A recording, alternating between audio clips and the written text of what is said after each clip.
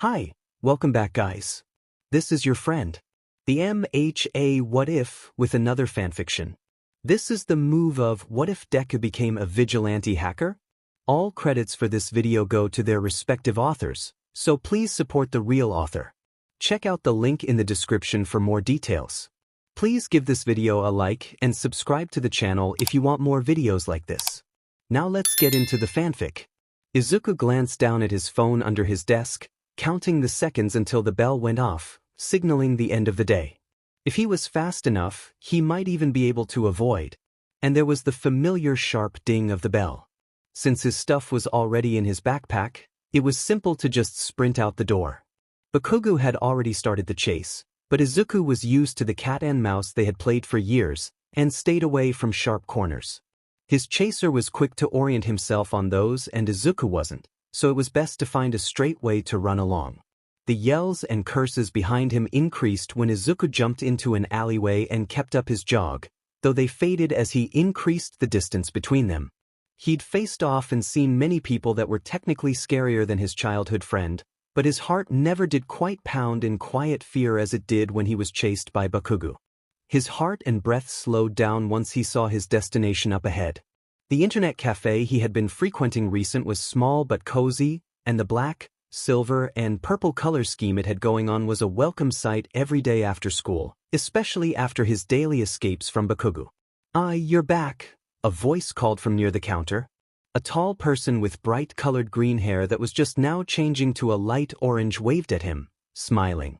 Tomomi had been working at Musei Cafe for as long as Izuku had been going there, and they always left a cookie or two aside for him when he came by. The cafe doubled as both a place to eat and get Wi-Fi that couldn't be traced, of which Izuku was thankful for in equal amounts. After getting his usual cookie from Tomomi, he settled back into the inconspicuous corner he was used to sitting in. It didn't have the most comfortable cushions, but it did keep people from peering over his shoulder or just noticing him overall, which was his goal. Can't keep your secret identity a secret if everyone is always looking at you, right? The cushions sunk down with him when he sat in it. The laptop he kept on him at most times despite how heavy it was brought out quickly, and then he set to work checking the cameras around the city. The east side of the city was doing okay today. The drag ring bust last week had seemed to mellow out that part of the city, though it would perk up soon, he could tell. A mugging near the park had him sending off a quick message to the officers near that area, and a few fights got the same treatment. Once that area looked good, he switched to the south side. It had been too quiet lately, and what that usually meant was a bank being robbed. Izuku counted 4 villains, though they all looked like they had just started their looting. He checked the inside cameras, and it seemed like no one had notified the heroes yet. There were 2 hostages, though they didn't appear to be very scared. One of them even checked his watch. Living in a superhuman society did strange things to people's reactions to danger. It was easy for Izuku to slip his computer back in his backpack and quietly slink into the bathroom deep in the cafe. Once he opened the door, he quickly checked the room for any cameras in the vicinity. There never were any in this room, but it didn't hurt to look. If he had learned anything from this whole situation, it was that people hid cameras in places you would never think to look. Luckily, the room was empty this time. The last time it had not had been a fun experience. He had run out of the room before the person could ask any questions, however. Izuku found the first empty stall that he saw and quickly shut and locked the door. Pulling out the small mirror he kept on him at all times and liquid eyeliner, he set to work applying his usual mask. 2 large wings, paired with the black face mask with a point-toothed smile, changed his appearance more than one would think, and successfully had kept his identity hidden for as long as he had been doing this. The final touch was the black sneakers that he sucked out from his usual bright red ones.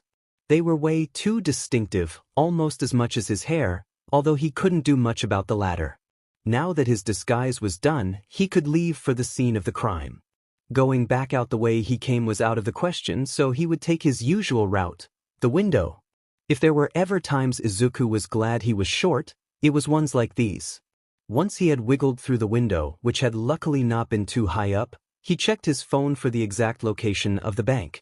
After he memorized it, Izuku tucked his phone in his pocket, straightened up, and ran. One of the things he had taught himself over time was the layout of the city. If there was an alley, he had walked in it. If there was a roof, he had jumped across it. One thing that often baffled people was how quickly he usually got to the scene. Some minimal parkour skills also helped. Even if the first few times he had tried it, he had ended up almost falling off a roof. That was a fun thing to try and explain to his mom. Izuku was lucky that he had good balance, or the several pipes he had to climb combined with the roof jumping would surely have been the end of him. He would never quite get rid of the lingering feeling of falling as he leapt to one high place to the next, however. A few minutes were all he needed to make his way towards his location. Izuku peered over the half-wall from on top of the roof of the building across the street from the bank. Though he didn't really need to be near the crime scene, the cameras in the bank had not been clear enough for Izuku to see exactly what was happening inside. He also may or may not have wanted to get on the scene and feel like a real hero, but that was besides the point. When he gets as comfortable as you can in black skinny jeans on a concrete rooftop, Izuku opened his laptop and opened up the personal hotspot that he had bought for himself.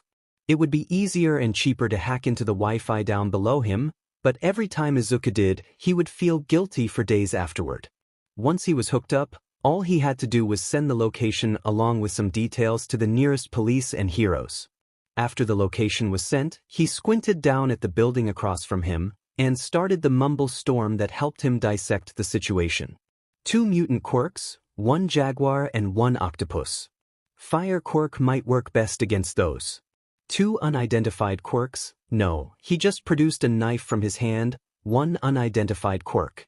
Fire and possibly speed quirk would be best in this situation. Izuku rambled on in a constant stream under his breath.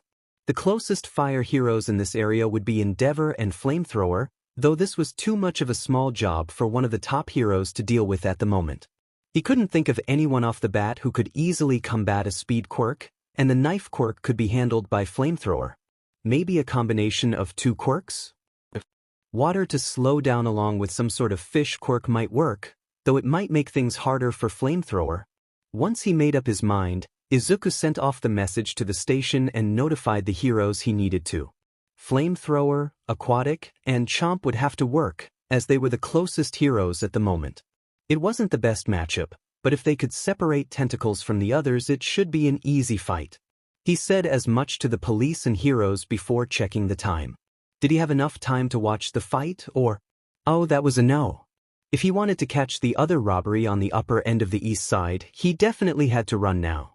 Snapping his computer shut with one forlorn look shot towards the fight that had already started in front of the bank, Izuku put everything away and readied himself to continue his trek across the city. Although his legs had already started to slightly burn from all the jumping, he smiled. Izuku was glad to help the city he lived in. It was all he could do. When Izuku finally got home, it was mostly dark, save for the light purple tint on some parts of the sky. He had stopped at a public bathroom on his way home, so his eyes were eyeliner-free, save for the small clumps near his eyelashes. He never figured out the trick to getting those out, even though he had been doing his own makeup for 3 whole years. He was lucky his mom hadn't noticed yet. "Mom," he called out into the seemingly empty space. He wasn't left waiting for long, as his mom quickly appeared seemingly out of nowhere to greet him. "Izuku," she cried out, and latched onto him in a hug. Although she saw him every day, she still disliked to when he was gone until dark, especially after that incident. "Izuku, I was so worried, I thought we agreed to not stay out past 6:00. Izuku barely flinched and chanced a glance to the wall clock, confirming that he had been out later than he thought, and I was just so worried. "Please don't do this again, please, baby?" All Izuku could do was nod in confirmation before Inko buried her face in the side of his neck in another hug. He could feel himself wilting internally at the sight, and made sure to squeeze her just as hard back. Mom, it's okay, I'm okay, I promise." She quickly assured her, and his words seemed to comfort her as she let him go a while after he had started apologizing. After they had both calmed themselves, Inko led Izuku to the kitchen to eat the dinner he had almost missed out on. The katsudon she had made him was cold, but he ate it anyways for his mom. The TV was on in the living room stilts. He assumed she had been watching it in stress before he got home, and paused in his eating when he heard something the reporter was saying. It seems that once again, the police had been helped by the anonymous coding vigilante, Antivirus. He notified nearby heroes to 3 robberies and 4 break-ins. Izuku tuned the rest out after that. Hearing himself on the TV had a certain kind of effect on people, it seemed. He had to hide his smile in the bowl of cold katsudon, although it tasted much better now. When Izuku is 4 years old, his world falls apart. Not literally, of course, although in the moment the doctor tells him and his mother about how he'll never develop a quirk, the latter seems almost preferable. Life goes downhill after that. What little friendship Izuku had managed with Bakugo has collapsed, and the bullying has only increased. It's not out of place to see a certain green-haired boy frantically running through the halls, explosions trailing in his wake.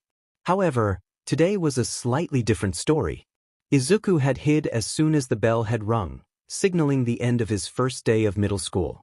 After what he estimated as an hour had passed, he crept out of the cabinet that he'd previously been lodged in. Bakugo was faster than him, so Izuku had taken to hiding as opposed to his usual running tactic. He was lucky it had worked this time. Last time had resulted in a few scorched bathroom walls and a handle-shaped bruise on his back. Izuku peered out of the classroom that had been his hideout. The hallways looked empty, so he slunk quietly down them towards the doors at the front of the school. He was so close. Izuku threw himself through the nearest open door when he heard a pair of approaching voices around the corner. And that part when she hacked into all the cameras. One of the teacher's voices carried into the classroom Izuku was currently hiding in. Oh, I love that part. How long did it take her to learn to hack again? The second teacher chimed in. Their voices faded after the 2 teachers walked past the classroom Izuku was hiding in. Only when he could no longer hear their footsteps did he let out the breath he had been holding.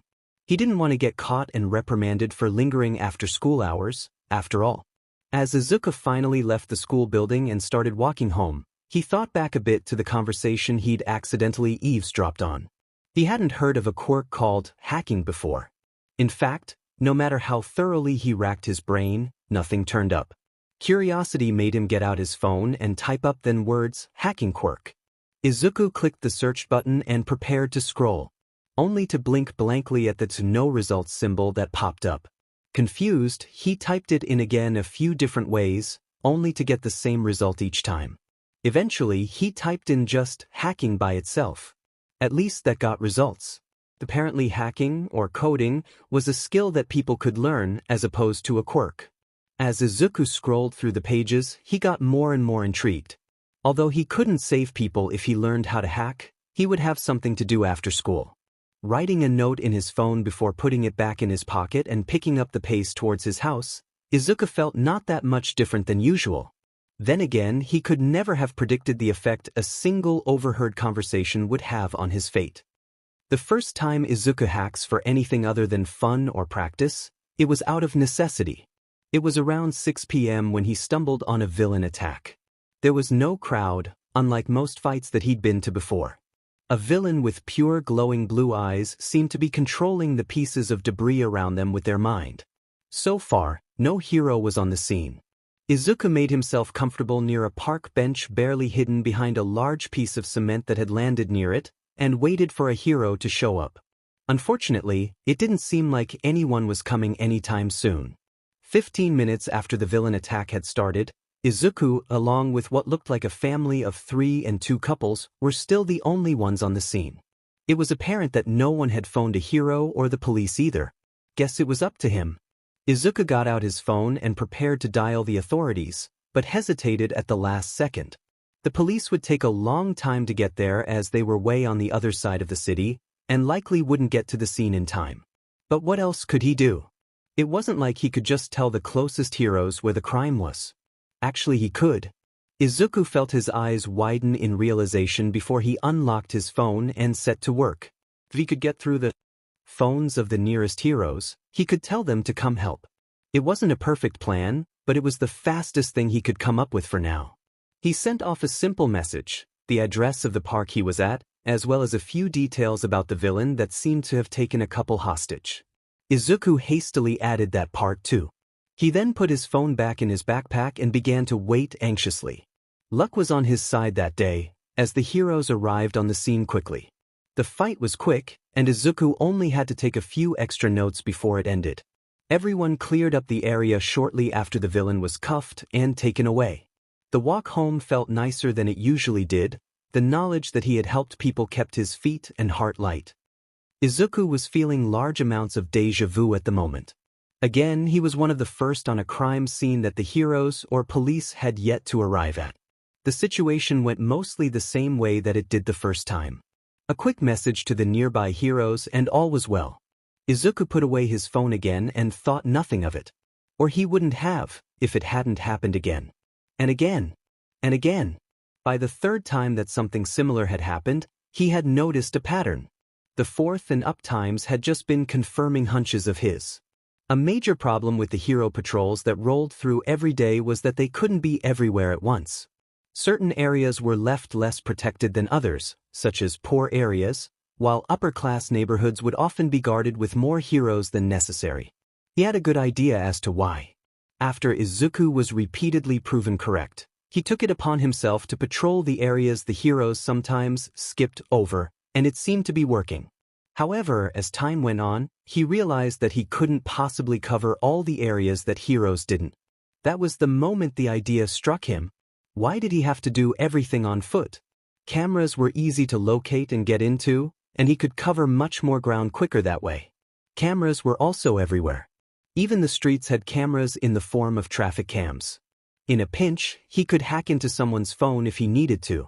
He never could quite get rid of the thrill of being in the middle of the scene, though, so he came up with a simple disguise in case anyone might happen to see him. The mask was a plain one that he bought at the nearest store, and the eyeliner had originated from a tutorial he'd seen on how much it would change his eye shape. Better to be safe than sorry on that account, even if it did take him a long time to perfect. So began Izuku's first foray into the world of crime. Just as every hero or villain had a name to go by, Izuku was no exception, though the way in which he got his was probably not the most common. In the end, he wasn't the one to come up with it.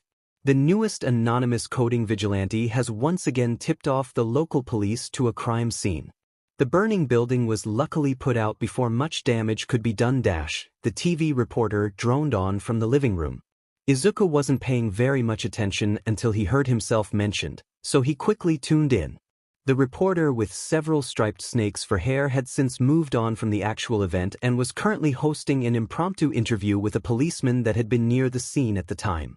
The green-skinned man was talking about how helpful the hacker had been recently in getting to scenes recently.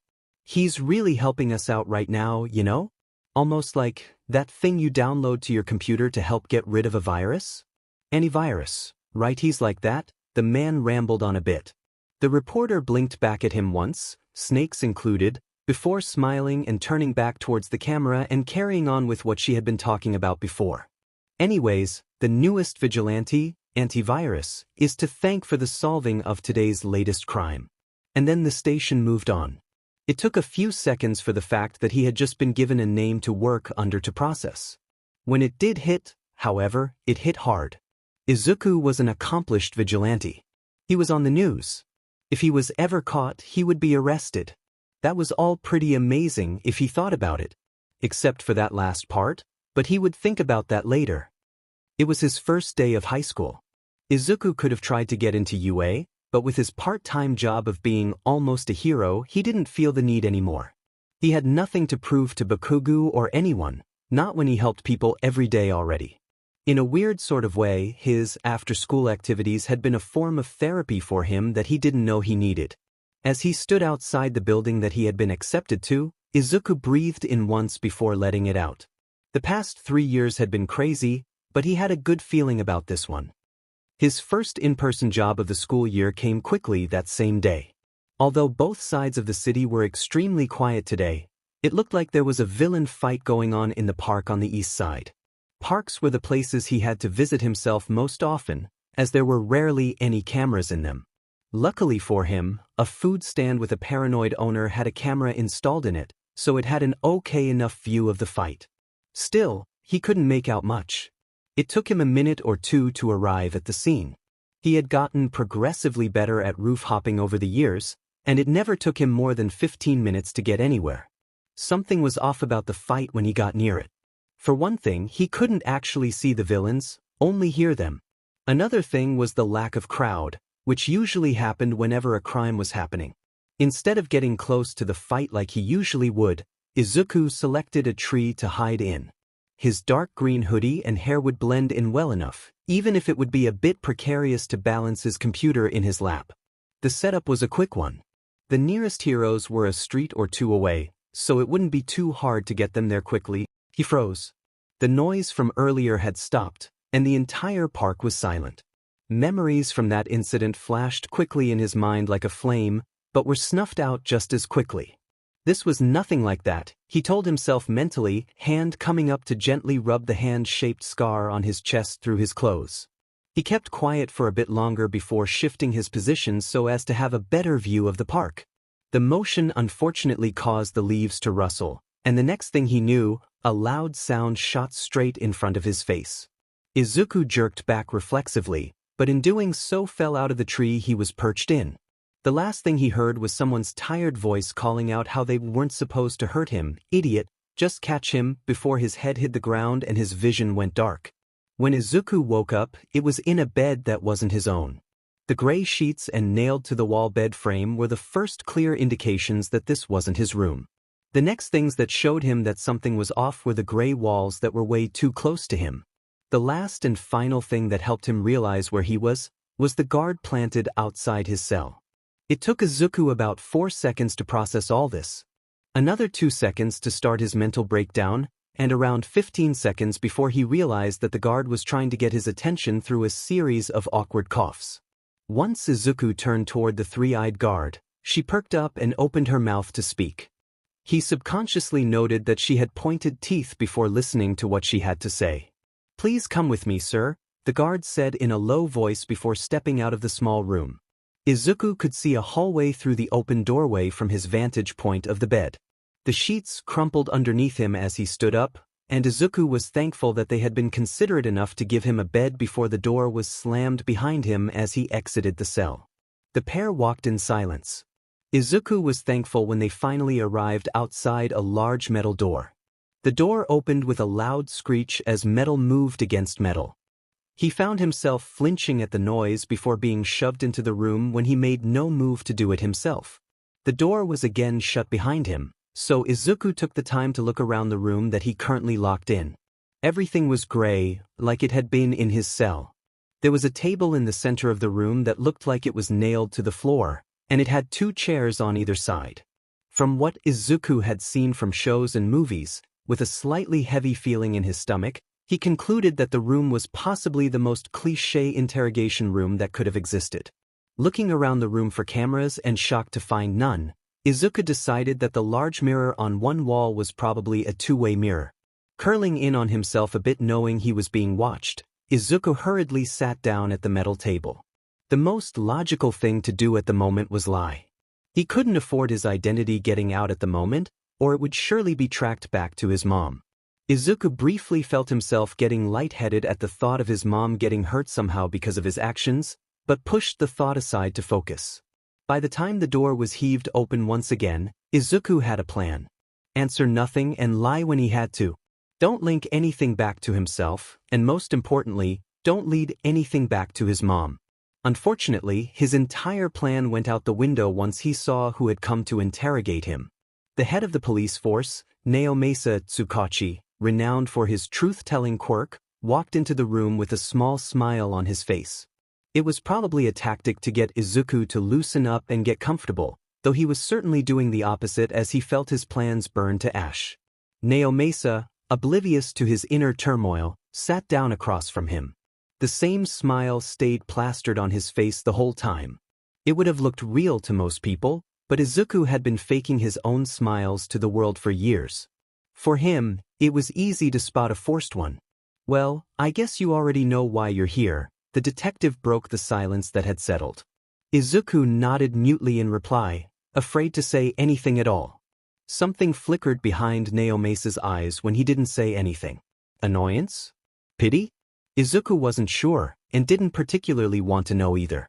Naomasa cleared his throat before shuffling the papers he had brought in with him. He made eye contact as he started talking again. So, first things first. What's your name? He cut straight to the point. Izuku shifted in his seat, eyes on his lap, before muttering out his name.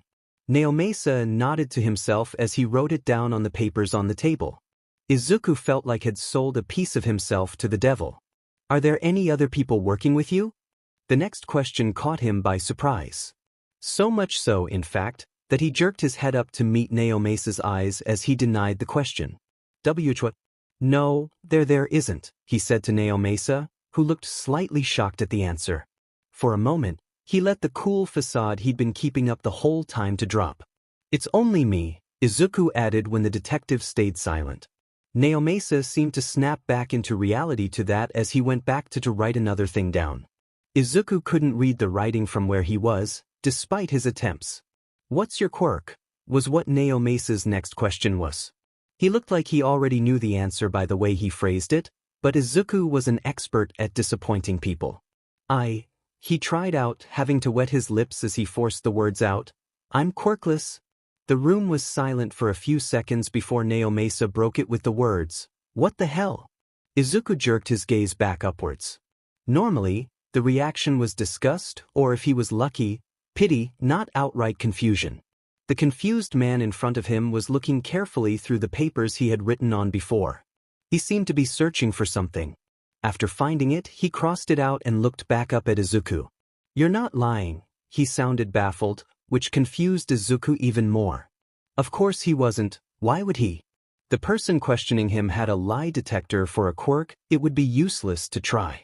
Naomasa gathered the papers in his hands before standing up and walking out of the room without a word. Izuku was left alone in the silence, wondering what had changed the tone of the questioning so abruptly. When Naomasa finally came back, he looked tired. Alarmingly tired. Izuku almost felt bad for him, if he weren't currently being held against his will. Naomasa sat down heavily at the table across from Izuku, and looked over at him like he wasn't sure what to think about the whole situation. Are you ready to hear your sentence? Izuku nodded once, preparing for the worst. The full sentence is 20 years in prison, or a fine of yen 1635-255 dash. Izuku's head swam. There's no way he could spend that long in prison, and there's no way he could pay that fine off himself. He was about to start hyperventilating when Naomasa continued his sentence. Or it would be if you had a quirk? Izuku's mind stopped working for a second. You see, the detective continued on, much of your sentence was made under the assumption that you were breaking the law of unauthorized quirk use, or using your quirk without a permit. You can probably see why this accusation has been lifted. Naomasa closed his eyes briefly before continuing on. Your updated sentence is 6 months in a special facility that we will choose, or a fine of yen 109017 dash. I choose the jail time. Naomasa looked shocked at being interrupted, while Izuku clapped both hands over his mouth after his exclamation. He hadn't meant to say it out loud, but his mouth had evidently not gotten the message. Naomasa continued after a few seconds of awkward silence. That's not really your decision. We have verified that you're a minor, so your legal guardian will make the choice for you. We have contacted Midoriya Inko and she should be here in a few minutes. Izuku felt like a bomb had been dropped in his brain. He hadn't even thought of how his mother would react to this whole mess. He gulped down the tears that he felt start to creep up when he pictured her reaction. What if she was angry? What if she yelled at him? Inko never yelled at anyone, but Izuku wasn't in his right mind at the moment. As Izuku was deep within his nightmare world, Naomasa got up without the boy noticing and exited the room once again. He was gone for a few minutes, before bringing a green-haired woman back in the room behind him. He left the two of them alone after she had entered the room. Inko was the first to break the silence. Izuku, she yelled out, diving towards him. He barely had time to jolt out of his chair before he was being tightly hugged by his mother. He tried to get out, but stopped when he felt her tears leaking through his shirt. Izuku held his mother for a minute before she looked up at him with a smile that made his heart feel like it was being shattered. Why didn't you tell me? Her voice wavered, throat clogged by tears. That was what caused him to break. Izuku felt tears flood down his face until he looked identical to his mother. Instead of answering, he just held her tighter. Their combined sobs were the only noise in the room as mother and son both apologized without words.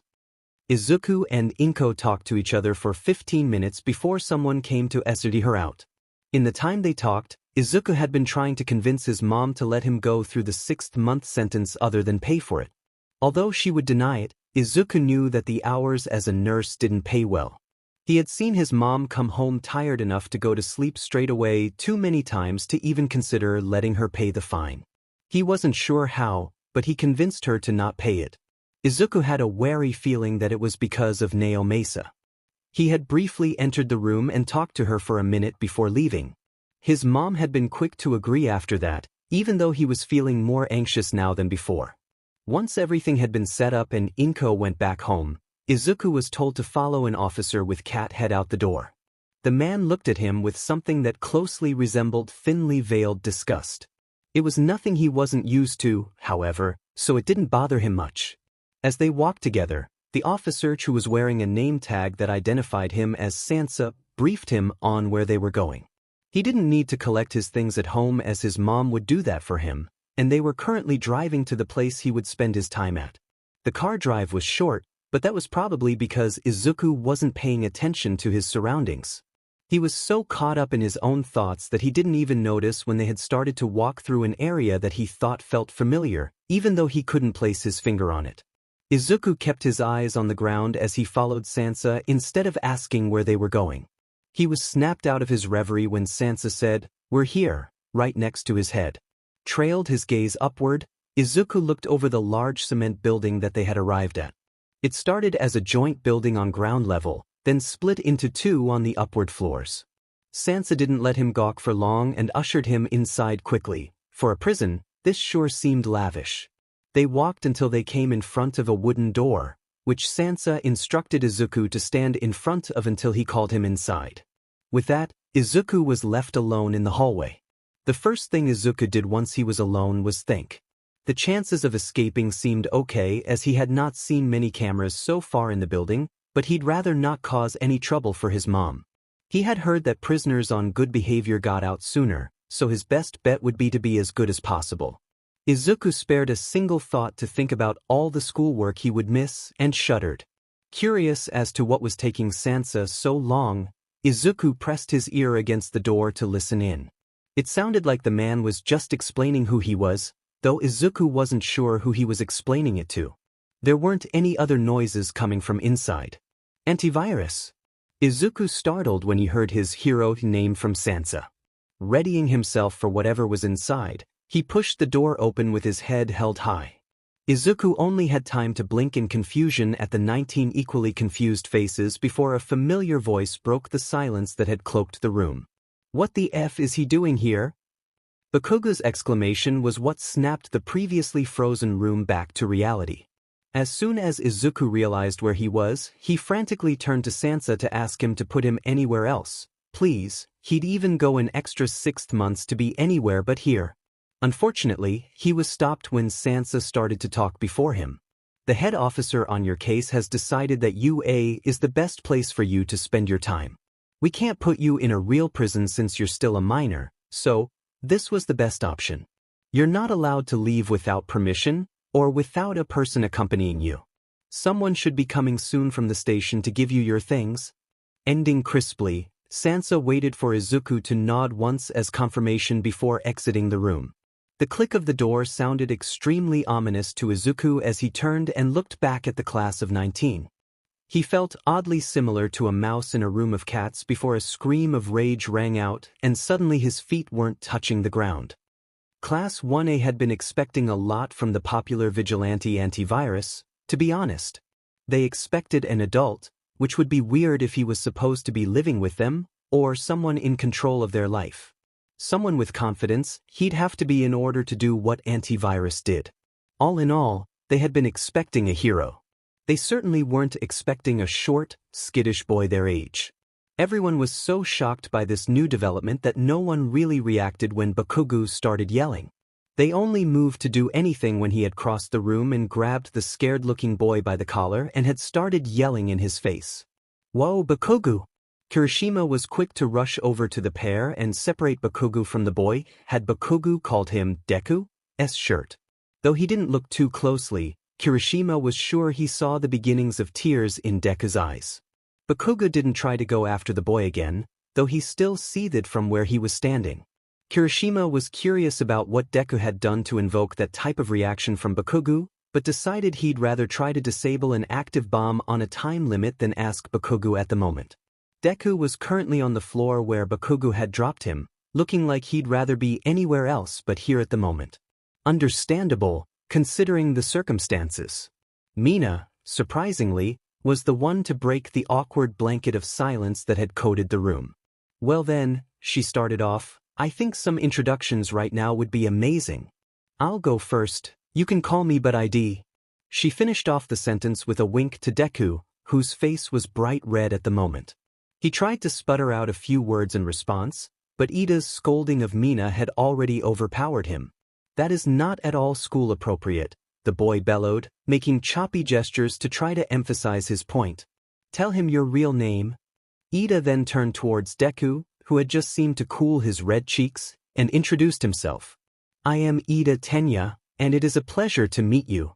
He then offered a handshake to which Deku simply looked up and smiled unsurely at. The awkward pause was interrupted once again by Mina, who then began introducing the rest of their classmates. It was an interesting experience. Mina seemed determined to nickname each of their classmates, while Ida was just as determined to correctly introduce everyone.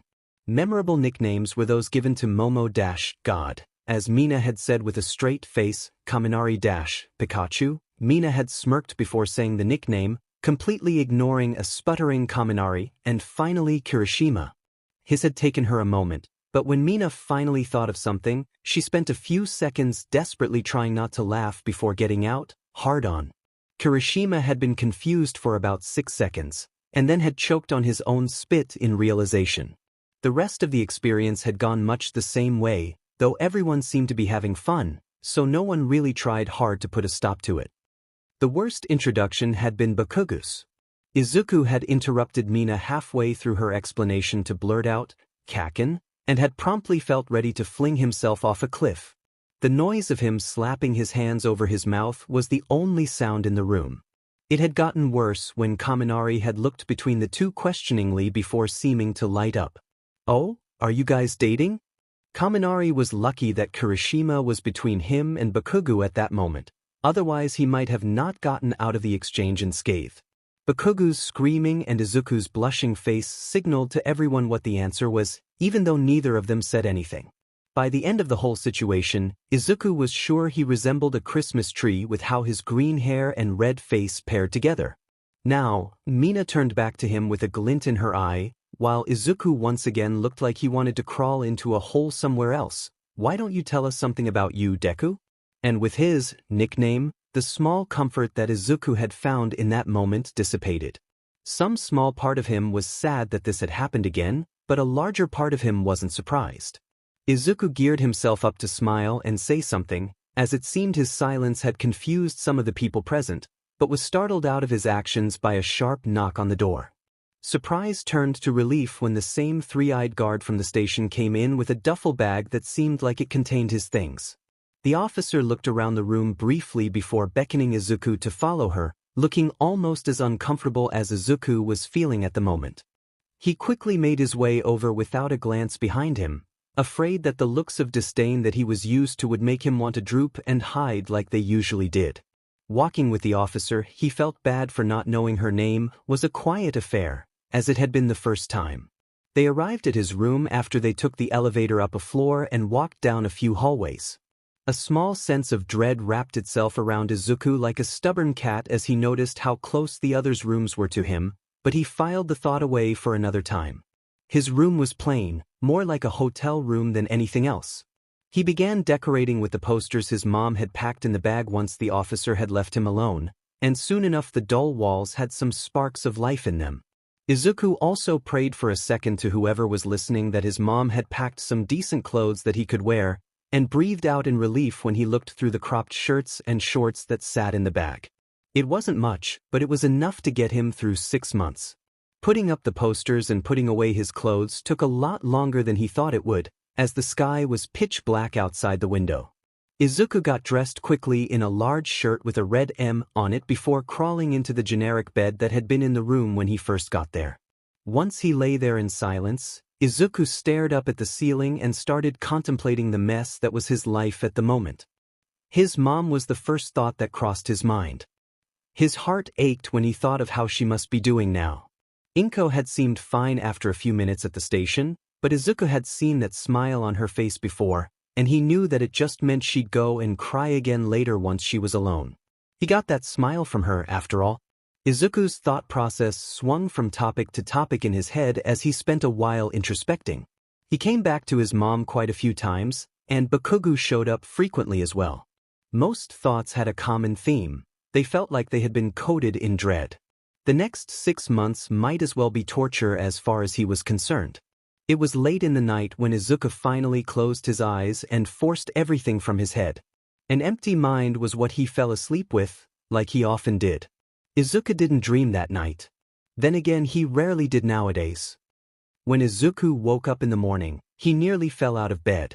For a second, he'd forgotten where he was. The new room had shocked him so much that when he jolted upwards, it almost caused him to fling himself off the bed. Everything rushed back to him in a second, though, which changed his previous panic to a cold, stone-like feeling deep inside him that he couldn't place a name on. After getting dressed in the uniform that was left outside his door, Izuku made his way down towards where he remembered the kitchen was. He'd gotten a map from the guard that he'd been quick to memorize, so it was easy to find the room. The building was eerily silent as he walked. "Hey there, Dash!" Izuku screeched when Kaminari came up behind him. He also almost fell over, but that wasn't the point. "Whoa, sorry dude." Kaminari apologized. He actually looked sorry too, so Izuku forgave him quickly. Instead of saying anything, Izuku smiled slightly at Kaminari to show him that no feelings were hurt. After a few awkward seconds, the pair moved out the kitchen and over to the main school building. Izuku had been transferred temporarily into the 1A class as he was already staying in their dormitory. What they expected him to do in a class full of quirks was beyond him. On the way to class, Kaminari explained why he was walking with Izuku. "Everyone woke up before you, so we all played rock paper scissors for who'd have to walk with you. I lost, so I have to, no offense or anything." Kaminari stumbled a bit at the end, trying to avoid offending Izuku. Luckily, very few things got to him these days, so all Izuku did was smile at Kaminari to assure him that all was okay. For some reason, Kaminari stared at Izuku's smile for a few seconds before abruptly turning away and clearing his throat. It got a bit awkward as they kept walking, but Izuku wasn't sure how to combat that. Fortunately for both of them, Kaminari started back up the conversation soon enough. "Man, you've really got a cool quirk, huh? It's not a fighting one for sure, but still." Izuku's smile dimmed a bit when Kaminari started talking about his quirk, but he wasn't in the mood to correct him. Might as well make the most of the friendliness while it lasted, right? "I remember when you helped with that big drag bust. Oh, we're here." They had finally arrived outside a door that was, frankly, over 3 times as tall as Izuku. He followed behind Kaminari and made eye contact with a scruffy-looking man that appeared to be the teacher, though he looked like he'd rather sleep for 6 years than ever step foot near a teenager. Once Kaminari had sat down, Izuku was left by himself at the front of the room. The many stares directed at him made him want to curl in on himself, but he forced himself to appear neutral. The teacher, was he just asleep? Introduced himself and Izuku to the class. All Izuku had to do was smile and wave out at everyone as they learned his name. Most looked confused at the information, like they had not expected that to be his name for some reason. Bakugo was, as usual, fuming from his seat. Izuku's heart sank when he noticed how the only spare seat in the room was directly behind Bakugo, but was startled out of his thoughts when someone asked him a question. "Sorry, could you repeat that?" he had to ask, as he had not heard the full question. Uraraka perked up at being acknowledged, before asking again. "Could you show us your quirk?" Today really wasn't going to be a good day for Izuku, was it? After the shock had worn off, Izuku had asked someone for their phone instead of outright answering. At first he had quickly looked towards Aizawa, hoping for some form of excuse not to, but was disappointed when he saw that the teacher was already asleep again. In the end, Izuku borrowed the phone of a bird-headed boy Tokoyami, if he remembered correctly, and set to work trying to do anything that might impress the class. After a few minutes, Izuku handed back the device. He looked out over the class for less than a second before making eye contact with his shoes and mumbling a string of words no one caught. "Could you repeat that?" Yaoyorozu questioned him after he made no move to repeat himself. Izuku looked upwards before saying his words again, but louder and slightly slower. "Check your phones." His voice rang out as everyone got out their phones. The rustling of bags was quickly followed by exclamation of surprise as people looked at their screens. "What the F happened to my background?" As it wouldn't take long, Izuku had searched the backgrounds of several people's phones. Some students, aka Mina, Kaminari, and Siro, were leaning over people's desks, trying to match the backgrounds they had gotten. Once everyone had set their phones back to normal, Izuku found himself floundering under the mountains of praise being bestowed on him for his quirk. He wasn't used to so much attention and was visibly shrinking into himself. Each mention of his quirk made him feel slightly sick to his stomach. Just as he was about to explain how he was quirkless to everyone, Bakugu's enraged voice cut through the din. "He's fing quirkless, a-holes. Back off," he grit out, the words punctuated by small explosions from his hands. A cloud of silence hung over the group after Bakugu's outburst. Izuku felt like shrinking into himself more and more as the seconds ticked by, so much so that he didn't notice someone was asking him another question at first. "So you taught yourself how to do that?" A hesitant nod. "Wow, that's amazing, man." Kirishima grinned at him, showing off what Izuku thought were pointed teeth. After that, the compliments only seemed to increase. Izuku's face was as red as Kirishima's hair by the time Aizawa had apparently had enough and actually started class. As he made his way to his seat with a small, dazed smile on his face, Izuku found himself thinking that maybe, just maybe, the next 6 months might not be too bad. Before anyone knew it, classes had ended for the week. The second Izuku had a free day, he slept for the most of it. He'd never gotten a lot of sleep at home. The fact that he could be helping people loomed over him in a way that scared sleep back to whatever hole it had crawled from. When Izuku finally woke up, it was hot. He'd thrown the covers off in his sleep, and for good reason. Izuku felt like he was melting.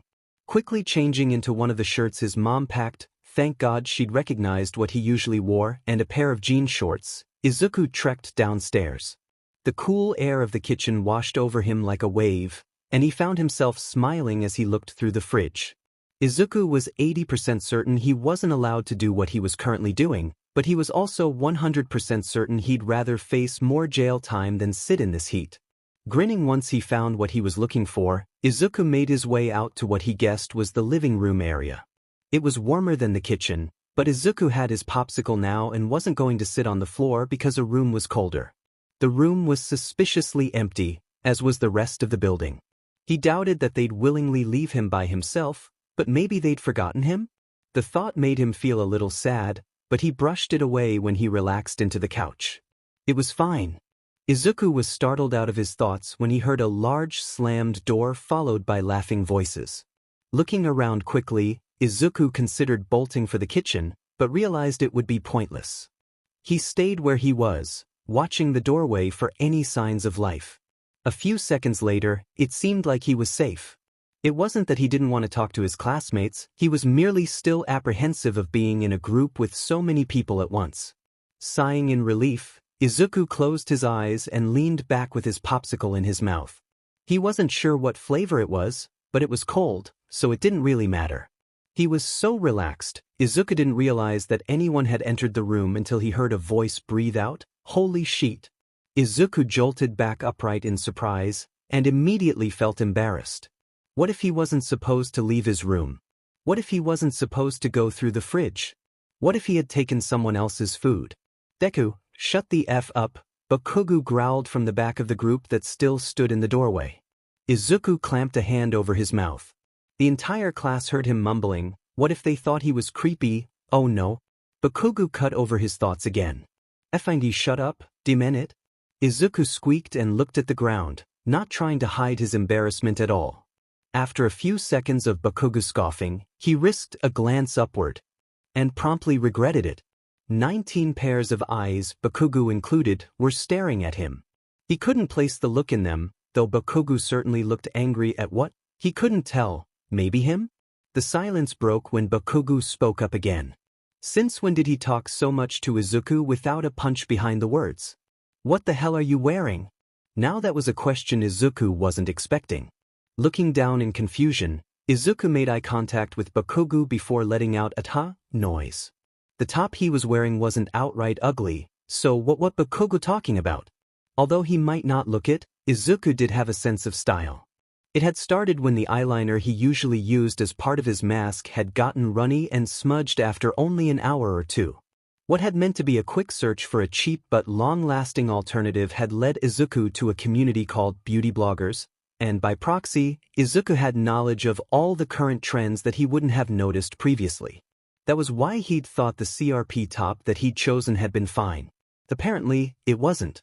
Izuku flinched when Bakugo caused a small explosion instead of answering his silent question. Everyone else looked at him with something akin to shock on their faces. It wasn't quite that, but it was close enough. After a few seconds of silence, Mina snapped her fingers and turned towards the group as a whole with a wide grin on her face. Shopping trip. She elaborated after all she got were blank stares. We need to do something. Like a shopping trip. She turned towards Ida. Don't you need to buy more glasses?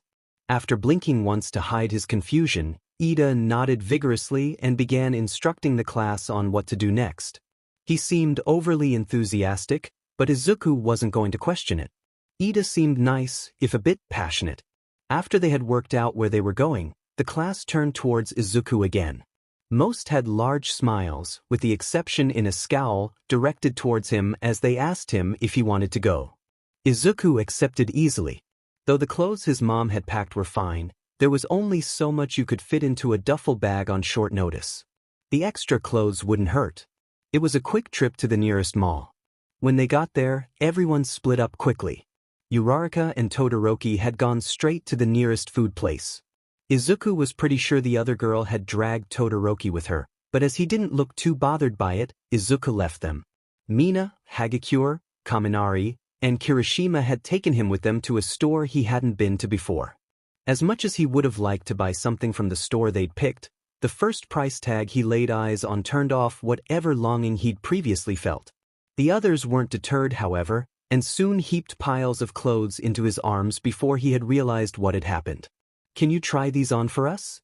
Mina and Hagakure had grinned at him when they asked. Izuku assumed that was what Hagakure was doing, in such a way that Izuku could only smile shyly at them as he walked over to changing rooms.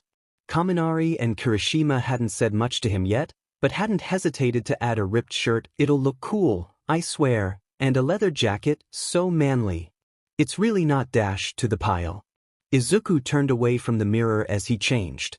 He didn't want to see the mark on his chest, even if he was used to it. His reveal was more dramatic than it had a right to be honest. Izuku had crept out from behind the curtains slowly and unsure. The four people had looked at him in silence almost hungrily before everyone rushed around at once. Kaminari was saying something about jeans, and Izuku didn't even try to decipher what Hagakure was shrieking about. Everyone seemed happy. Izuku deemed it eventful, even if a little awkward when Kirishima had poked his head in the room after Izuku had taken longer than they thought he would. "You okay in there?" He'd been cut off mid-sentence by a squawk from Izuku. Kirishima immediately started to apologize, but paused when he saw Izuku's chest. "What's that?" Izuku froze. Kirishima must have seen the scar. What was he supposed to say? No. Izuku's breaths came out quickly, and his eyes weren't seeing anymore. He'd tugged the shirt he was about to put on to cover the scar subconsciously as he curled inwards. The lights were too bright, and his head felt too heavy for his neck. All he could think of was when, until suddenly there was a hand on his shoulder. Enthusiastic, but Izuku wasn't going to question it. Ida seemed nice, if a bit. "Midoriya?" Kirishima asked concernedly. The genuine worry in his eyes almost made Izuku want to cry. However, as everyone would question his sanity more than they already had, anyways, if he burst out in tears, Izuku smiled shakily at Kirishima in an effort to assure him that he's fine. Kirishima didn't look convinced, but exited the room nevertheless. The group left the store pretty soon after that. Although the others didn't know the reason why the overall mood had dropped, they sensed it well enough. Mina was trying to cheer the group up, and it worked after a while. By the time the group had rejoined the other students, everyone was smiling and joking again, even if Izuku still did it shyly. Kirishima did keep an eye on him for the rest of the trip, but mostly relaxed after an hour. Still, the boy kept glancing towards Izuku every once in a while. Not that Izuku minded. It was kind of sweet if he was being honest. After grouping up, the excursion passed without further incident. If anyone noticed Izuku pulling the jacket he'd grabbed before leaving the dorms a little tighter than necessary, they didn't comment on it. As he was leaving the mall with everyone else, Izuku stopped walking when he heard a faint cry. Glancing over his shoulder, his eyebrows furrowed slightly when he took in the scene. A little boy was crying because his mom couldn't buy him the snack he'd grabbed from a shelf. The mother looked close to breaking down like the boy in front of her, and her eyes darted around the crowd before they finally made eye contact with Izuku. Suddenly, Izuku was struck with a feeling of familiarity, almost. It took him a second to place, but soon it hit him. He'd seen the very same look on his own mother, after all, on the days where money was just a bit too tight. Before he'd even realized he was moving, Izuku had started walking towards the mother and son. He bypassed the shocked mom and gently made to grab the snack from the boy. The child looked at him with wide eyes before letting go, and the three of them were silent as Izuku paid for the food. It was lucky that he had enough money left. He hadn't brought much in the first place. Izuku speed walked back towards the group after the transaction was complete. He didn't stop to look at the two people who were gaping at his back, and avoided the gaze of the only person other than Kirishima who had noticed the whole scene. Todoroki, if he remembered correctly, was looking at him with something in his eyes. Izuku couldn't match a word to it in his mind, so he kept his gaze to the floor. He was so caught up with avoiding Todoroki's eyes, Izuku didn't notice the hooded figure watching him from a distance. Izuku had many regrets in his life. The current one at the top of the list was being born quirkless, but trusting Mina, Kaminari, and Shiro ever, in any way, was a close contender at the moment. It had started innocently enough. "We should have a movie night." Kaminari had shouted excitedly once nearly everyone was gathered in the living room area. Mina had quickly backed him up, and after a little prodding, Shiro had joined in as well. Not sure if he was allowed to say no, Izuku just smiled painfully when the group turned towards him with predatory smiles. It couldn't be too bad, right? It was just a movie after all. But, of course, because the universe just loved him, everyone had picked a horror movie. Izuku knew he was done for when over half the group's hands went up at once. Bakugo was looking at him, but with what emotion, Izuku couldn't tell. He was too busy trying to figure out if he could jump out the window from where he was currently sitting. The drop wasn't too far, it wasn't nearly as high as he was used to, but that plan was thwarted when Uraraka snagged his arm in a grip stronger than she looked capable of. Trapped, Izuku was pulled over to a cushion laid out on the floor. While he'd been offered the couch at first, Izuku had declined. He didn't want that many people touching him at a time. Or ever, for that matter. The cushion sunk downwards once when Izuku sat down, and then again when someone else joined him. Izuku didn't notice who they were, as the movie had already started, and this was all an incredible mistake. After the cursed film had finally stopped, Izuku was shaking like a leaf in the wind. The only upside to the movie was that when he'd accidentally leaned towards his seat partner, Tokoyami, he'd been awkwardly comforted instead of outright rejected.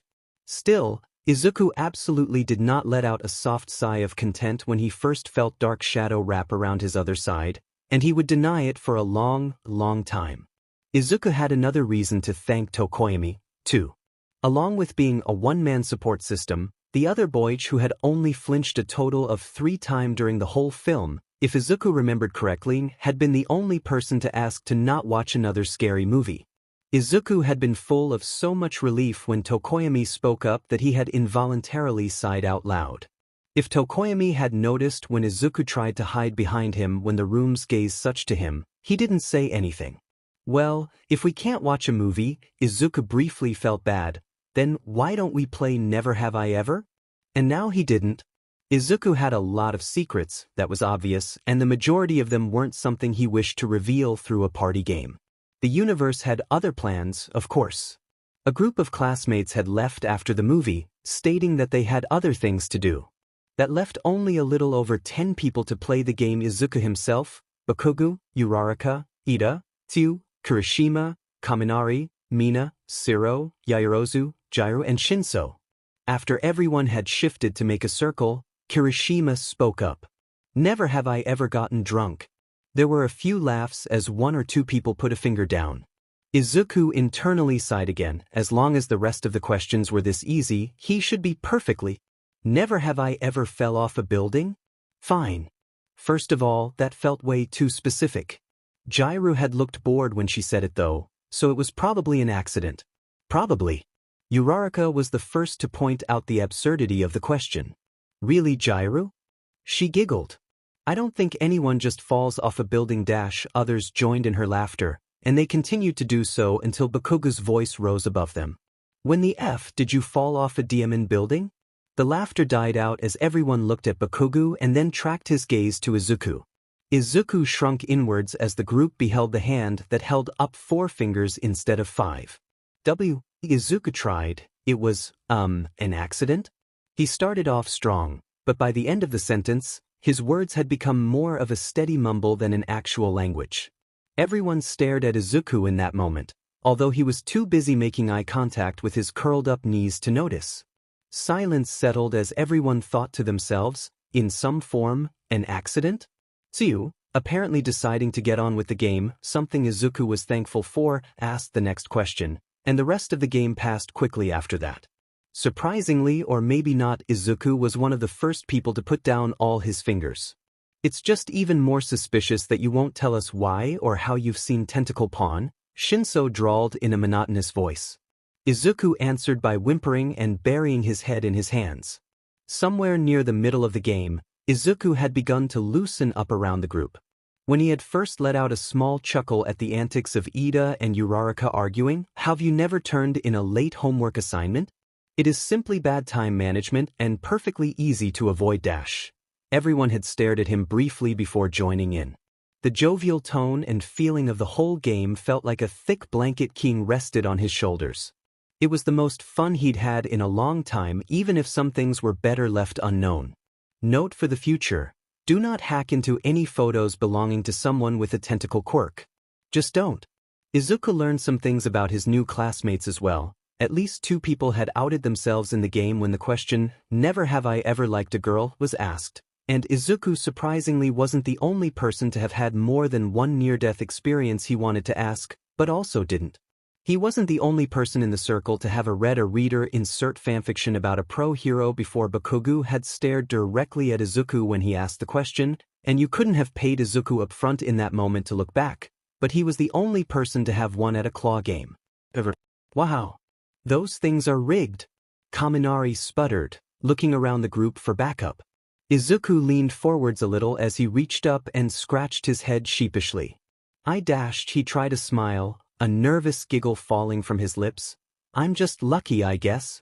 In that aspect, at least. The rest of his life was basically the chaos theory in action. Although he couldn't see it, across the circle, Kaminari elbowed Shiro discreetly and jerked his head towards the smiling Izuku with a smirk on his face. Shiro shoved him back before he turned back to the circle. After the game ended, the remaining players dragged out more cushions. At this point, Izuku had stopped counting them, but he was positive that the number was over 16, and set them up in a sloppy attempt of a pillow fort.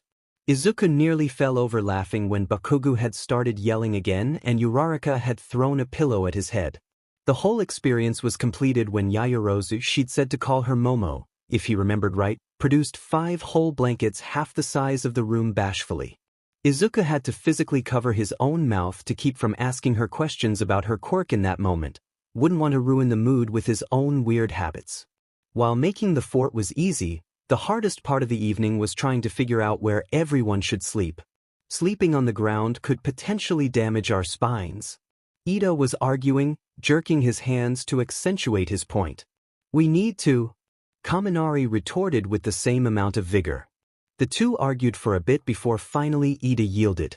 The point might have been helped by Izuku making a form of his puppy eyes, as his mom called them, at Ida, but that was besides the point. Soon after Ida relented, the remaining classmates formed small piles in and around the pillow fort. Bakugo had been complaining loudly before Kirishima took one for the team and grabbed him tightly as he dragged the raging blonde to the ground. Bakugo started to scream but stuffed a sock in it when the group collectively shushed him. His glare did burn stronger than ever. After the Bakugo situation was sorted out, Izuku stood off to the side as people found their friends. Jairu had been the first to claim a corner with a sigh. She dragged Momo down with her, who seemed slightly red in the face. Maybe it was from the use of her quirk? Izuku could feel the questions still rolling around in his mind. The pair intertwined their legs as they got comfy, and Izuku suddenly felt like this was something a little too private for him to be seeing. Averting his eyes, Izuku looked across the room at the small pile of bodies near Kirishima and Bakugo. Kaminari was resting his head on Mina's stomach, and the both of them had at least one limb thrown across Siro. Siro had an extra pillow so that he could sleep on his elbows comfortably and looked okay with the whole arrangement. Kirishima was the only person brave enough to not really but kind of cuddle with Bakugo, though it was probably for the best. Izuku looked to the middle of the room. Ida was so straight-backed as he slept, it almost looked painful.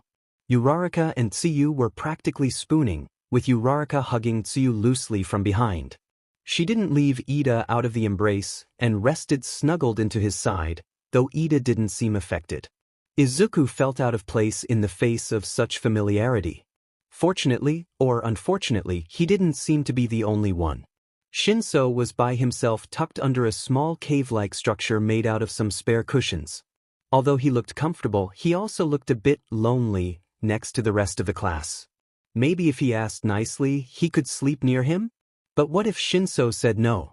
He might come off as creepy too, which would be awful, and then he'd make another enemy already, and he really didn't need that.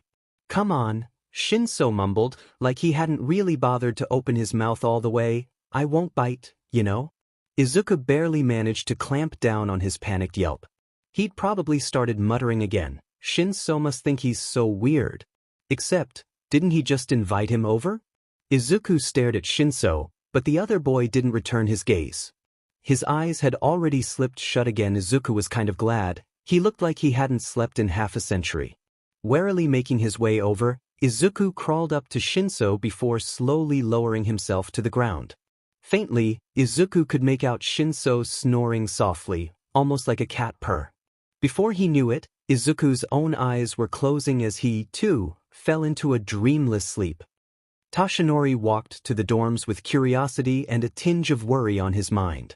Half the class hadn't shown up to homeroom, according to Aizawa, and the half that did had just giggled when asked where their classmates were. Aizawa had sighed in response before calling up Tashinori, so here he was now. The dorms were silent as Tashinori unlocked them. Peeking through the door to the common room, the hero paused in astonishment. A fond smile spread across his face as he took in the view of all the children. At least he didn't have to worry about the newest addition either, as evidenced by the boy curled up in a tangle of limbs with the other semi-new student of 1A. The pair almost looked similar to two cats if you squinted. Tashinori backed out of the doorway as quietly as he could. It might be best to let the kids sleep for a little while longer. Aizawa's annoyed face at him that would surely be a result of Tashinori telling him what happened flashed through his mind. Tashinori shivered once before deciding that not only would the children get in trouble, he would too if he let them sleep. It had nothing to do with his fear towards the black-haired menace that was an annoyed Aizawa. Nothing at all. Changing to his other form, All Might smiled as broadly as he could as his voice boomed through the previously silent building. Good morning. School passed quickly once Izuku got comfortable with the rest of the class. Before he realized it, Izuku had already served around a month of his sentence. 5 more months, and everything would go back to normal. He'd be free. It was hard to think about that though, when every other day something strange seems to happen in the dorms. Group sleepovers became a thing with the class. Shinso slowly got more comfortable with everyone as well as Izuku, and though he rarely full-on laughed, a smug smirk was commonplace on his face. He had a lot to smirk about after all. Izuku wasn't 100% sure that Class 1A was sane. Kaminari had a tendency to take other people's food, for starters. Not many people got annoyed, with the exception of Bakugo. Kaminari had only stole his food once, though, and promptly regretted it as the curry sizzled in his mouth. He'd almost tried the same thing with Izuku, but the other boy had just offered the food with a smile instead. Kaminari's previously grateful look transformed into a horrified one quicker than Izuku could trip over his own feet, and no one touched his food again. Sure, he liked spicy food as much as Kakin, but it wasn't that strong, right? Yeah, Kaminari had wheezed from his spot on the floor. Really is? So that was a thing that happened. Mina and Hagakure were the masterminds behind How Mad Can We Make Ida Before He Busts an Artery? And it was a wild ride. Bakugo was the current winner of the game, and he wasn't even technically playing. Izuku, surprisingly, was a close second. It might have had something to do with the fact that most of Bakugo's property damage was a result of him, but that was irrelevant. Tokoyami took up a solid third place when he ate noodles with scissors once, and still feels smug about it, though he won't often bring it up. Kuda had a small animal rescue center in his room that Izuku helped maintain every Wednesday. Uraraka could bench press him with and without her quirk. Sometimes Sato would give Izuku an extra lick or two of the batter when they made cookies together. Jiraiya played music too loudly at 3 a.m. on the weekends. Shinso could be found not unlike a cryptid sleeping on random surfaces, including but not limited to the coffee table, doorways, and on one occasion, the top of the fridge. Everyone in 1A was, for lack of better word, quirky. Izuku didn't spend too much time dwelling on what that made him. Clothing mix-ups happened fairly frequently too. They happened at such a rate that Izuku was getting a little suspicious, actually. It can't be a coincidence to have someone's shirt 6 times in a week, Hagakure, you can just ask. And oh god, the gossip. He got enough of that from accidentally going through Hiro's phones, but no one else seemed to think so. There was a betting pool for when Momo and Jiraiya would finally start dating going on that Izuku absolutely did not want a part of, but maybe put him down for a month from now too. All in all, the transition was going great. No one mentions the great Monopoly crisis, but Izuku still won, no matter what you say, Bakugo. A downside, upside? He wasn't sure of the close quarters was that Izuku had attracted his own mother hen of sorts. Kirishima, while not always obvious about it, worried a bit more over him than others. He never asked about the scar, no matter how much he appeared to, and didn't treat Izuku like glass either, so he didn't mind. It was greatly appreciated when he moved himself to partially cover up Izuku as everyone changed into their respective costumes, though. Now that he thought about, Kirishima's hovering had done more good than bad. Once everyone had gathered in front of a large gate, that's where we had the entrance exams. Uraraka had pointed out, jumping up and down a little bit. It would have been much cuter if not for the practically devilish look on her face. All Might appeared with Aizawa standing beside him. Aizawa sighed once before speaking, seeing how All Might clearly wasn't going to break the ice. Today, we'll be doing a rescue exercise. It's pretty unorthodox, so don't get cocky. He looked towards Izuku before adding a tilt of his head in the same direction. You'll be rescuing him. The exercise was explained quickly after the brief shock had passed. Was fairly straightforward. Find Izuku, bring him back to the front of the gates. First person to do so didn't have to do the essay due in English. Then again, this was Ewing, nothing was straightforward. The two teachers had pulled him aside the day before in order to discuss the day's exercise. The meeting was brief, but still at the forefront of Izuku's mind as he looked around at the excited faces of his classmates. Tomorrow, the class will be doing a training exercise focusing on rescuing you, Aizawa had said in a bored voice. All Might was mostly watching from the side, not want to interrupt the other man. He coughed and turned to Izuku once Aizawa sent a pointed look towards him. We would greatly appreciate it if you did your best to avoid being rescued. All Might boomed before sputtering blood as he suched forms.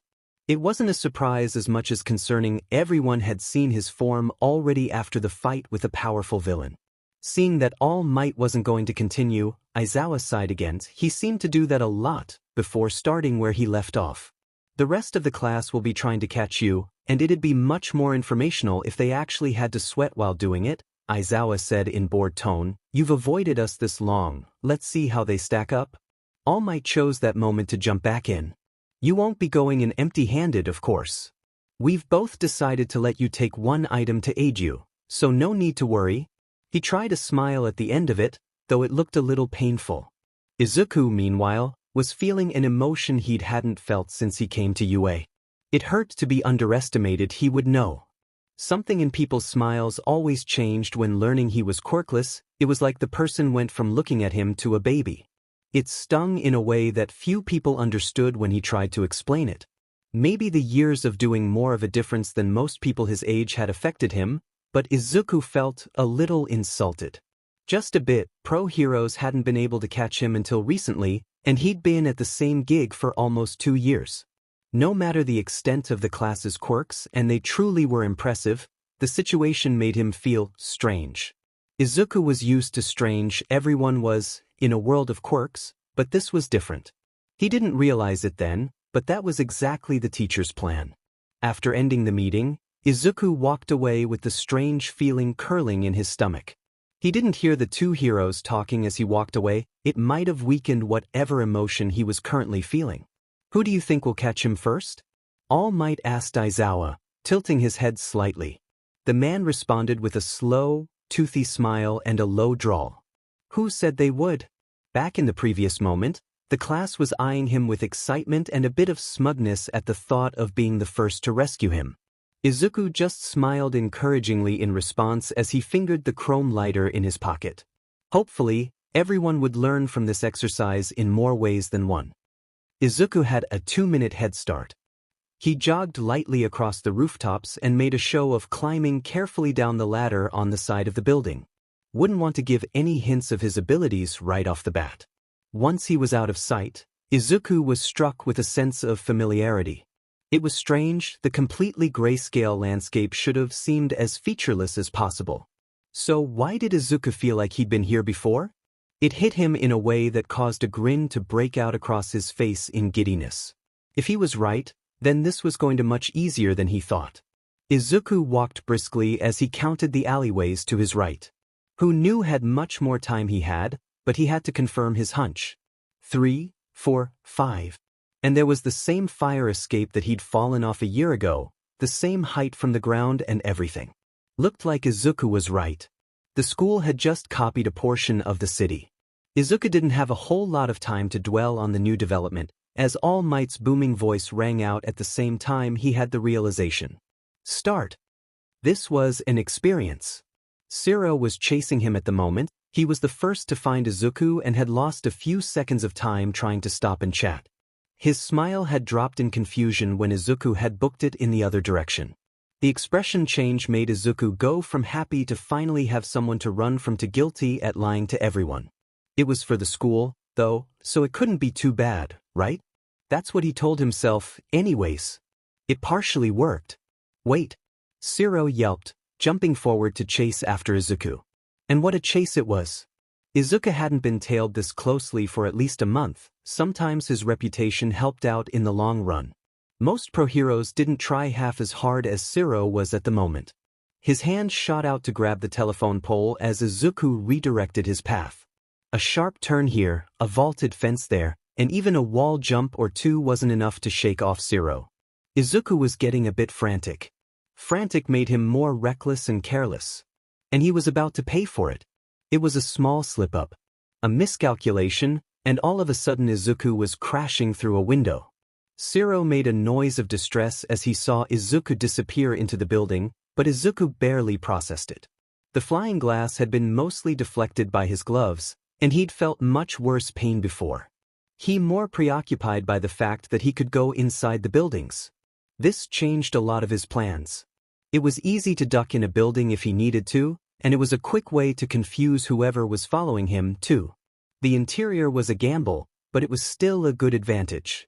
Izuku got up quickly and started sprinting again. He wasn't too phased yet, but his breathing was a bit ill-bred. He'd be fine for a while longer. Once Shiro saw he was up and running, he shot out a single strand of tape. Izuku made a mental note to add to his notebook on the class. Shiro couldn't run the tape strands forever, and they seemed to decrease over time. The tape still got caught on the back of his hoodie as he turned a corner and finally made it to the ground floor by flying down the stairs. He'd detach it later. Izuku ran, and ran until he couldn't hear Shiro's shouts behind him. Feet pounded against pavement and walls and windows and wherever Izuku needed to be. Something inside him curled and pulled in what should have been unpleasant but wasn't, and he was sure his feet were numb, but he just kept going and going and... Izuku slowed, then stopped altogether. There was a voice in the back of his head, telling him to run, more, get out of here. But this was nothing like that. For one, he was safe here, despite the close call before, and two, Mina was quickly gaining on him. He scrambled up a convenient ladder before running again, if a little slower than before. Yeah, this was nothing like that. The next person he encountered was Kaminari. It was a close call. Izuku was counting down the moments when his luck would finally run out, at this point. The only warning he got was a telltale crackle noise before Izuku jumped up to grab the roof of the building. As he looked down, he saw electricity bouncing along the metal fire escape he'd been standing on the minute prior. If he hadn't moved, Midoriya. Izuku glanced as far as he could over the edge of the fire escape. Kaminari was grinning up at him, and even waved with his free hand.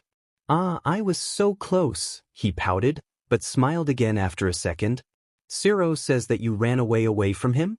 You didn't have to save yourself for me, you know." He finished off the dramatic declaration with a swoon. As Kaminari talked, Izuku was calculating the probability of him breaking his neck if he jumped from this height. Normally, it'd be pretty low, but with the angle he was at, well, distantly, right before he jumped, Izuku remembered a joke Kaminari had made the day before. Right before jumping off the couch in the common room, it was a long story, and falling flat on his face, he'd shouted a word. If he remembered right, a startled smile made its way onto Kaminari's face as Izuku shouted "parkour," as loud as he dared.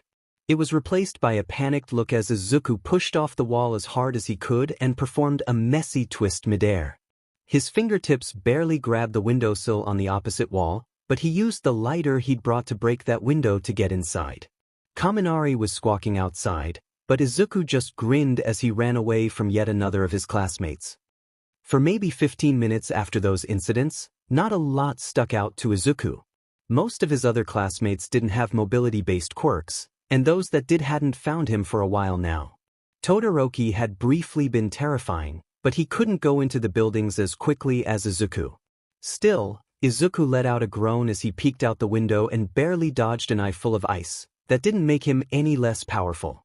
It would make much more sense for the other boy to set the building on fire and lure him out. All Might and Aizawa hadn't said to avoid damage to the surrounding buildings, after all, but Todoroki seemed to have a preference for his ice side.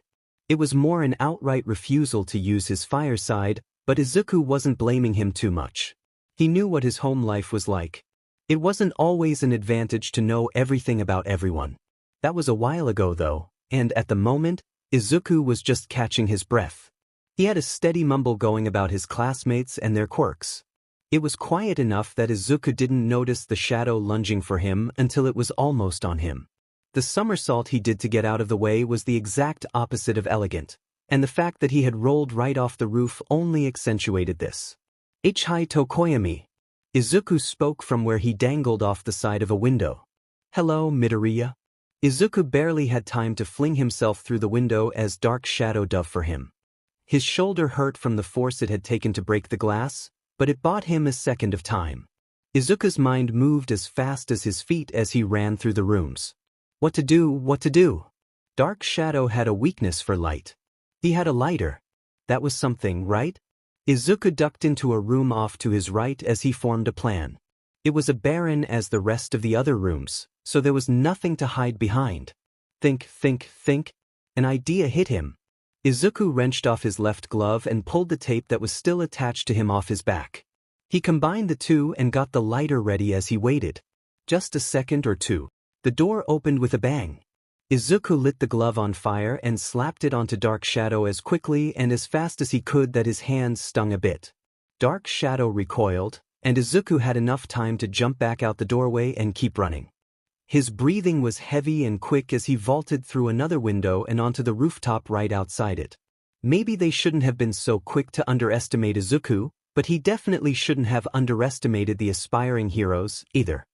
Izuku might have a fear of frogs after this. Tsuyu was in her element among the cement buildings, and it showed. Everywhere he looked, she was clinging to a wall or perched on top of a building. It was downright terrifying. Izuku barely managed to dodge Tsuyu's tongue again as he dropped to his knees. He needed another plan quickly. If he made a left here and then jogged a bit, he should get to the edge of that roof. The jump was too big for him to make. He tried, but Tsuyu hopefully didn't know that. It was the best thing he could come up with. He felt Tsuyu at his back as he sprinted. A few more steps. Izuku whirled around and threw himself forward as hard as he could. Tsuyu hadn't been expecting this, as far as Izuku could tell. People say that in a panic, things seem to slow down, but it was all Izuku could do to keep up with the moment. He rolled to avoid her and then kept sprinting until he could go feet first through the third-story window in the building across from them. Izuku lost Tsuyu quickly after that. His breath rang in his ears as he kept running, and adrenaline was sickly sweet as it coursed through his veins. If adrenaline was electricity in that moment, Izuku would have glowed. It was a mistake to forget about Bakugo. It was a mistake to forget about Bakugo. It was a mistake. Get back here, V. A very big mistake. Bakugo was quick and agile, so confusing him in the maze of alleyways wasn't an option. He was, however, loud, so Izuku at least had a warning when he was close. Not that it helped much. The Bakugo barked, suching directions midair to squeeze between the two houses Izuku had ran through. Yep, really didn't help. It was a miracle that no one had some to see what the racket was about. How big was the faux city anyways? Izuku was dreading the moment he'd have more than one person on him at a time. What were Bakugo's weaknesses again? He couldn't think of anything specific, but he just had to get out of sight. Yeah, that'd work. A parking lot was coming up if he remembered correctly. If he was lucky, there would be cars in it. If not, then he was done for. He'd been fairly lucky this whole time. Might as well chance it. Izuku sped up when he saw some clumps of cement that were clearly trying to imitate cars in the parking lot. He dodged them and crouched down behind one of the larger ones. Now he was out of sight, and could maybe rest a bit. Except now he couldn't see Bakugo. Izuku almost groaned out loud, but stayed quiet so as to not alert his chaser of his whereabouts. His own ears were ringing from Bakugo's explosions, so it was useless to try and pinpoint him busy the sound of his breathing. Izuku got out his lighter to have something to fiddle with as he thought. He could risk peeking his head around, but that could always backfire. Izuku looked back at his reflection in the chrome lighter and promptly felt like an idiot. Angling the lighter so that he could see around the car, Izuku watched as Bakugo looked around the surrounding area. He clenched and unclenched his fists in barely contained anger, and his gaze was sharp. He didn't seem to be moving around much, though. Maybe Bakugo would give up and walk away, and Izuku would be safe to flee. Or he could use his explosions to propel himself into the air to overlook the lot. That was fine too.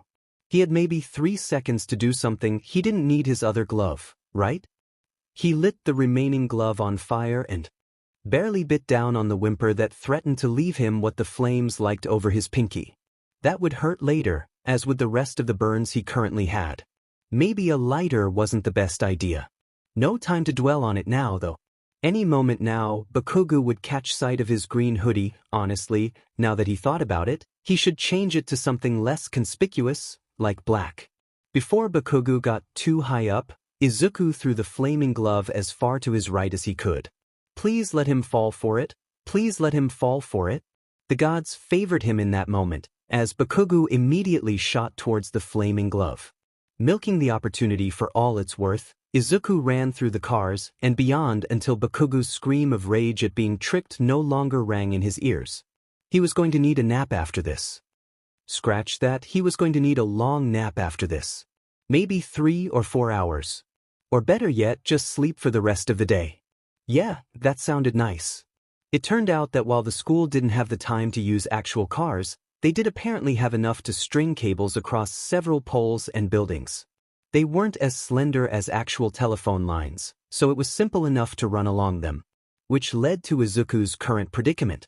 Kirishima was too heavy in his hardened form to run across the cables as quickly as Izuku, so he waited at the other side sadly. He seemed to be waiting for Izuku to fall, which Izuku wouldn't, of course, unless Bakugo happened to show up and make a grab for him. There you are, UF dash. This was fine. Izuku stopped his run across the cables to stare numbly at Bakugo's gaining form. He couldn't go back or he'd run into Kirishima, and he couldn't go forward in time to escape Bakugo. What was he supposed to do? To make things worse, Tsuyu had reappeared at Bakugo's shouts as well. She watched from the roof of a one-story building below everyone else. Jumping down would just deliver him straight to her, and the jump would surely break a bone or two. Just as Izuku came to the conclusion that he was supremely F'd, as Bakugo would say, his foot slipped out from under him. Dimly, Izuku felt the cable recoil as his weight lifted from it. Bakugo's face was twisted but gone too quickly for Izuku to read into it, and Kirishima was shouting something that he couldn't make out. All that he could think of was falling. Until he wasn't. Izuku looked down at where Tsuyu had shot her tongue out to catch him. Distantly, he made note of how she seemed to have control over how hard she gripped him, but suched his train of thought when he realized that this was the moment where he'd lose. His mind wasn't running on coherent sentences at this point. It was more a jumble of words that barely made sense. Tonga muscular burned fire. Without giving himself time to think, Izuku took his lighter and dragged the open flame in one smooth motion across his chest. Really, Recovery Girl huffed, was setting yourself on fire the only option? Izuku nervously laughed and made to scratch his head before hissing in pain when the burns got agitated again. No? The old lady sighed and didn't continue the conversation. Shortly after escaping from his 3 classmates, the exercise had ended. Izuku had fidgeted and blustered out apologies to the class after All Might and Aizawa had revealed what they'd told him. The class had grown silent before erupting in exclamations of outrage. At first, Izuku had thought they were at him, but just as he shrunk in on himself, Uraraka had assured him that it wasn't him they were mad at, but the teachers. Apparently they'd pulled a similar trick before, but Izuku wasn't given any details. Mina had muttered logical ruse under her breath with such passion that he was afraid to ask, so it was probably for the best. Back to the present, where Recovery Girl was giving him a scolding that would have made even All Might feel chastised. At least she hadn't mentioned the scar when she forced him to remove the burned clothes. Shortly after Izuku was praised for managing to avoid everyone, someone had tried to give him a hug but stopped at his quick hiss of pain. The pain hadn't been too bad a minute ago, but by the time Izuku had finally been taken to the nurse, tears were barely being held back. Izuku essayed in a quick breath as Recovery Girl cleaned the burns thoroughly before wrapping them several times in bandages. As far as Izuku could tell, he'd burned both of his forearms in places, several of his fingers, and finally across his chest. Most of the burns were accidents with the exception of the last one. At least it had worked, right?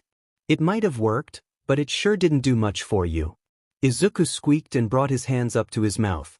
He had to put them down when Recovery Girl scolded him for moving, though. His muttering sure hadn't got any better over the years. After getting a kiss and a shortened version of the usual lecture from the nurse, Izuku was sent on his way back to the dorms. The class was waiting for him, and all of a sudden, Izuku was struck with the full force of what having people genuinely care about him felt like. It was a little hard not to, with 19 worried and congratulatory voices pointed at him at once, after all. Izuku looked out the red sky. The sun had risen a minute or two ago, but the sky had stayed the same deep crimson color. Oddly, there weren't any cloud. It was strange, seeing the sky look like someone had simply taken a brush and painted over it. Izuku was snapped out of his thoughts by a tap on his shoulder. Taking his gaze off the window, he listened as well as he could with his morning-muddled brain. So do you have any, stories? About when you saved people? It sounds so fun. Izuku's mind flashed to a few choice incidents. Fun was one way to put it. Do you want to know anything in particular? Uraraka seems to think for a minute before shrugging with a smile on her face. Not really, but everyone else might. she said happily before grabbing Izuku's wrist and dragging him to the circle of people that had gathered in the common room.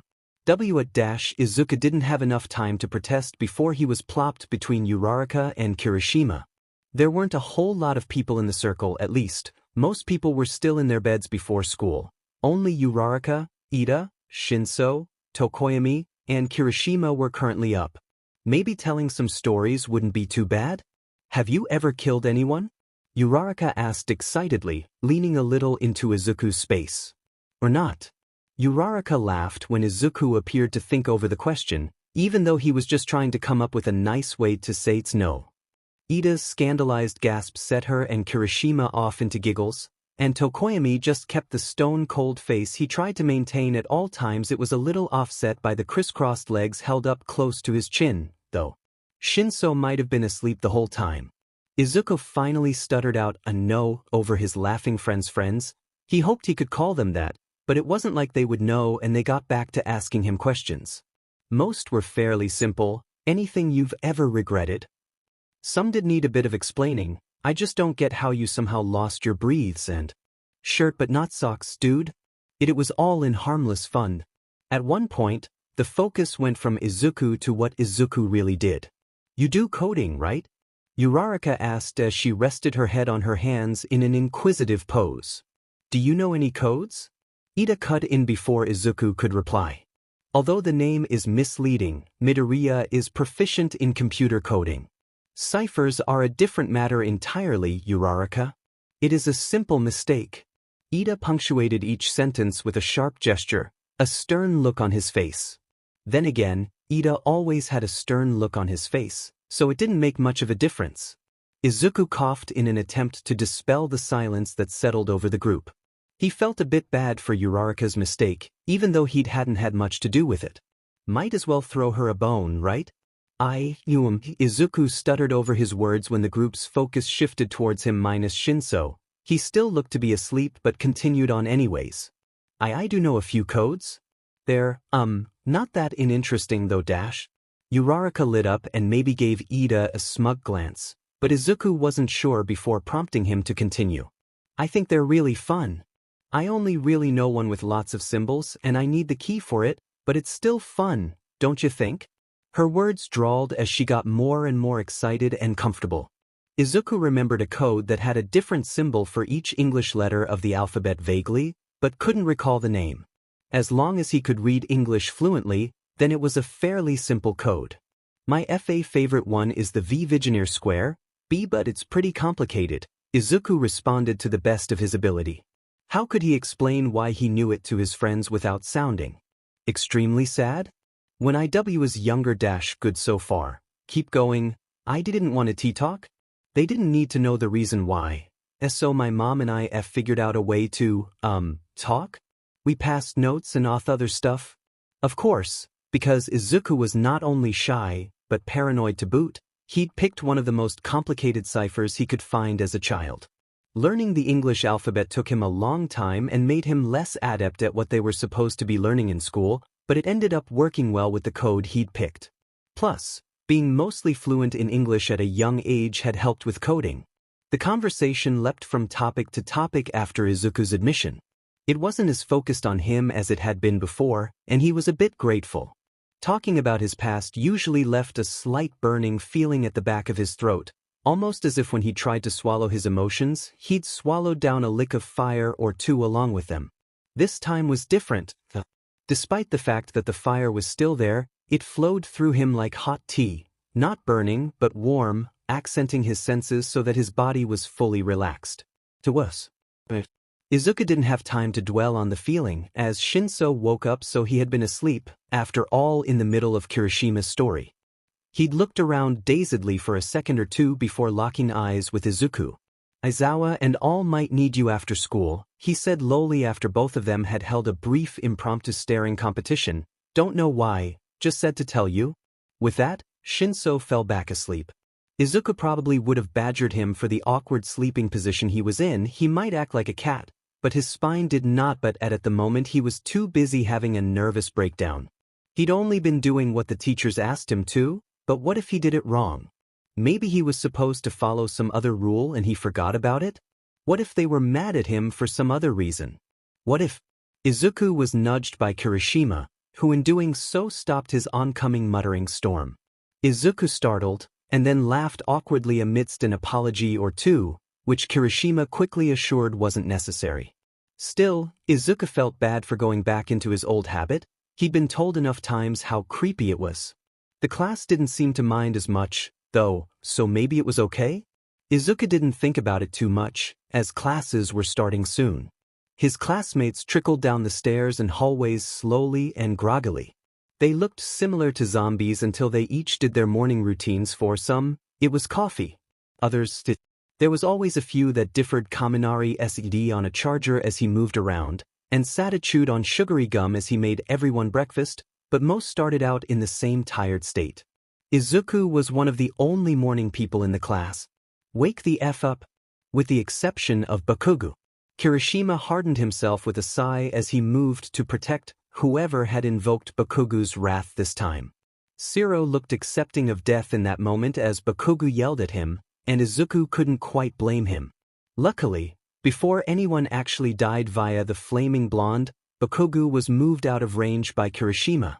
It took a whole lot of guts to personally grab Bakugo by the waist and carry him away. Kirishima was a blessing to everyone in one. Before Bakugo could explode on him in more ways than one, Kirishima dropped him when he looked at the time. Everyone else rushed to either change. I didn't even notice you were here. Hagakure, brush their hair. Why don't you just brush it before you sleep? Midoriya? I do. It tangles again? Or complete last-minute homework? Dude, really? That's been due for 2 weeks. I live a sad life, Kirishima. It was almost as entertaining as a circus. Izuku, along with the group of people he'd been talking with, was already ready for the day as they waited. Izuku didn't ask why the others were up, and they didn't ask him. He sat content, sipping some of the tea his mom had slipped into the bag she'd packed. The tea reminded him of his mom, but he shook himself before he could go down that road. The thought of her did make the tea a little warmer, even as he scrunched up his nose at the sour taste. He didn't quite get her fixation with orange tea. Once everyone was ready, classes passed like usual for the most part. English was his best subject, so if he dozed off a bit, it wouldn't affect him too much grade-wise. He hadn't thanked Kirishima for nudging him subtly when his head was almost ready to hit the desk, but hopefully his smile had been enough. The only thing that stuck out about the school day was when Izuku was separated from everyone else during heroics class. All Might looked across the table at Izuku. There was a minute of silence before All Might seemed to remember that he was the one who had brought Izuku into the room, and Izuku had no idea what was going on. All Might stopped to cough up blood. It took a lot for Izuku to not immediately get up and try to help him. Who do you think did the best in yesterday's exercise? All Might asked once he'd recovered. Izuku thought for a second. Todoroki had a lot of power, but only used half of it. Tokoyami was quick and quiet, but didn't have the best reflexes. Kaminari didn't have a backup plan. All in all, he'd have to pick. Shiro and Kaken did the best, he said quietly, but got louder as he started his usual rambling. Shiro used the buildings really well, and if I hadn't fallen through the window. All Might winced at that, but Izuku didn't notice. I probably wouldn't have, gotten away. Kaken. Moved quickly and he used his quirk to get an above view, which gave a better view than having to look from the alleyways. He also used it in an area that otherwise wouldn't have worked, as I could have been inside a building if we were in a different area. However, since we were in a flat space without sufficient cover, it would have worked out nicely for Kaken if I hadn't had the lighter or something else reflective. All Might watched Izuku a little dazedly. The boy hadn't stopped talking for a while now, and he didn't even seem to breathing. All Might waited for Izuku to stop to take a breath before asking the next question that Aizawa had told him to ask while he had the chance. Do you think anyone could have benefited from working together? If so, who? All Might read from the cards in front of him, provided by Aizawa. It was almost like the other man expected him to fail at something as simple as asking a question. Izuku blinked as he paused, ready to continue his analysis, when his face suddenly reddened as he realized that he'd started his usual psychoanalysis of other people's quirks. He was so busy covering his face with his arms panically that Izuku didn't comprehend the question at first. When he did finally understand the question asked, Izuku sunk right back into analysis mode. All Might could only sigh internally if a little fondly, for reasons he wasn't sure of before Izuku was gone from the world once again. Hagakure and Kaken would make a good team because Kaken is much more loud and attention-grabbing than Hagakure, so she could probably easily approach the villain without being spotted with Kaken acting as a good distraction. Kaken would have to be careful to not hit Hagakure, though, which might alert the villain if he's holding back at all. Tokoyami and Tsuyu are both agility-based, so they would seem like a good pair, but they don't cover up each other's weaknesses because they have the same strengths. It depends on the situation, though, because in the city they do well together, but on a flat plane the fight might be more supported by Tokoyami. Uraraka could work best with Kaken, Tsuyu, and maybe Ajiru. Kaken would have to put less power behind his blasts in order to move around, so he'd be able to chase or fight longer than if he had to support his whole weight. But he'd also have to get used to the new amount of power, which might slow him down before he's perfect at it. Tsuyu also wouldn't have to use so much of her strength. Ajiru gets the same advantage as well, but everyone also needs time to get used to a new center of gravity. I'd probably pair Uraraka with Tsuyu because if Uraraka rides on Tsuyu's back, if she somehow drops off then Tsuyu is the most likely to catch her because of her tongue. The only non-conductive person in 1A is Kirishima, but since neither of the two of them is really good at plans, Kaminari and Kirishima have a 50-50 success rate. Sata's mental facilities decrease as he gets stronger, so pairing him with Momo seems like a good idea, but then she might have to do extra work. Plus, Sata might not be agreeable when he's stronger, so any plans wouldn't work if that's true. Sata would add extra power to Momo, and provide time for her to create more objects. Jiraiya could use her jacks to locate villains and then send Tokoyami after them, but there isn't a lot that they can do for each other other than that. Izuku's voice became quieter and quieter as he spoke, and eventually became a low mutter by the time All Might had finished writing down all the names Izuku had listed. All Might coughed, without blood this time, to get Izuku out of his stupor. It worked, and Izuku snapped his head upwards, removing his hand from his lip in the process. Thank you for sharing your thoughts, my boy. Your classmates have listened to your feedback and will surely take it to heart. Izuku didn't process the rest of the sentence. He had an audience? He hadn't realized that the class was listening. What if he'd said something wrong? Or offended someone? His shoulders curled inwards as he imagined a look of disgust on Uraraka's face, or one of contempt on Tokoyami's. He just made friends, how could he have already messed it up? His downward spiral was stopped physically and mentally by All Might's hand on his shoulder.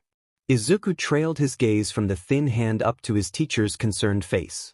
All Might's mouth was moving but the sound was muffled, like a blanket or some other bed necessity was placed over him, or it sounded like that until Izuku's ears suddenly started working again. It was similar to when you press the button to turn in the car radio and a song comes on too loud.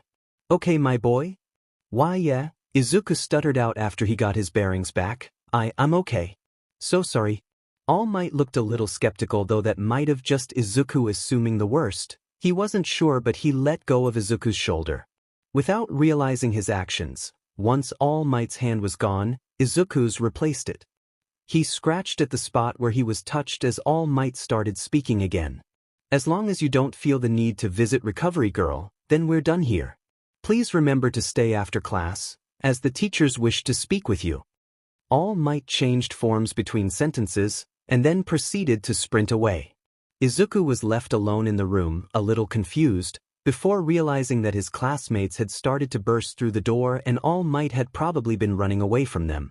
Izuku almost had time to laugh before he was swarmed, and found that when you noticed something about people, everyone wanted to take advantage of that.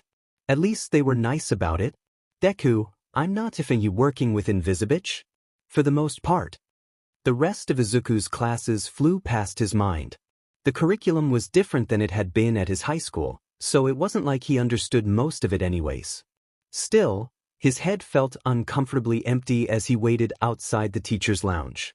His nerves at being late were slightly more prominent than the ones at being too early, so he had some time to spare before the meeting was supposed to happen. Izuku contemplated the choice between standing awkwardly next to the door for the next few minutes or sitting down against the wall. The wall won out, and Izuku placed his bag next to him as he slid down it. Relaxing fully with his head tilted back, Izuku felt his eyelids grow heavier and heavier. His last thought was along the lines of, "Hope it's not another nightmare," before Izuku's consciousness slipped and he fell asleep. It was this one again. Izuku registered that he was dreaming.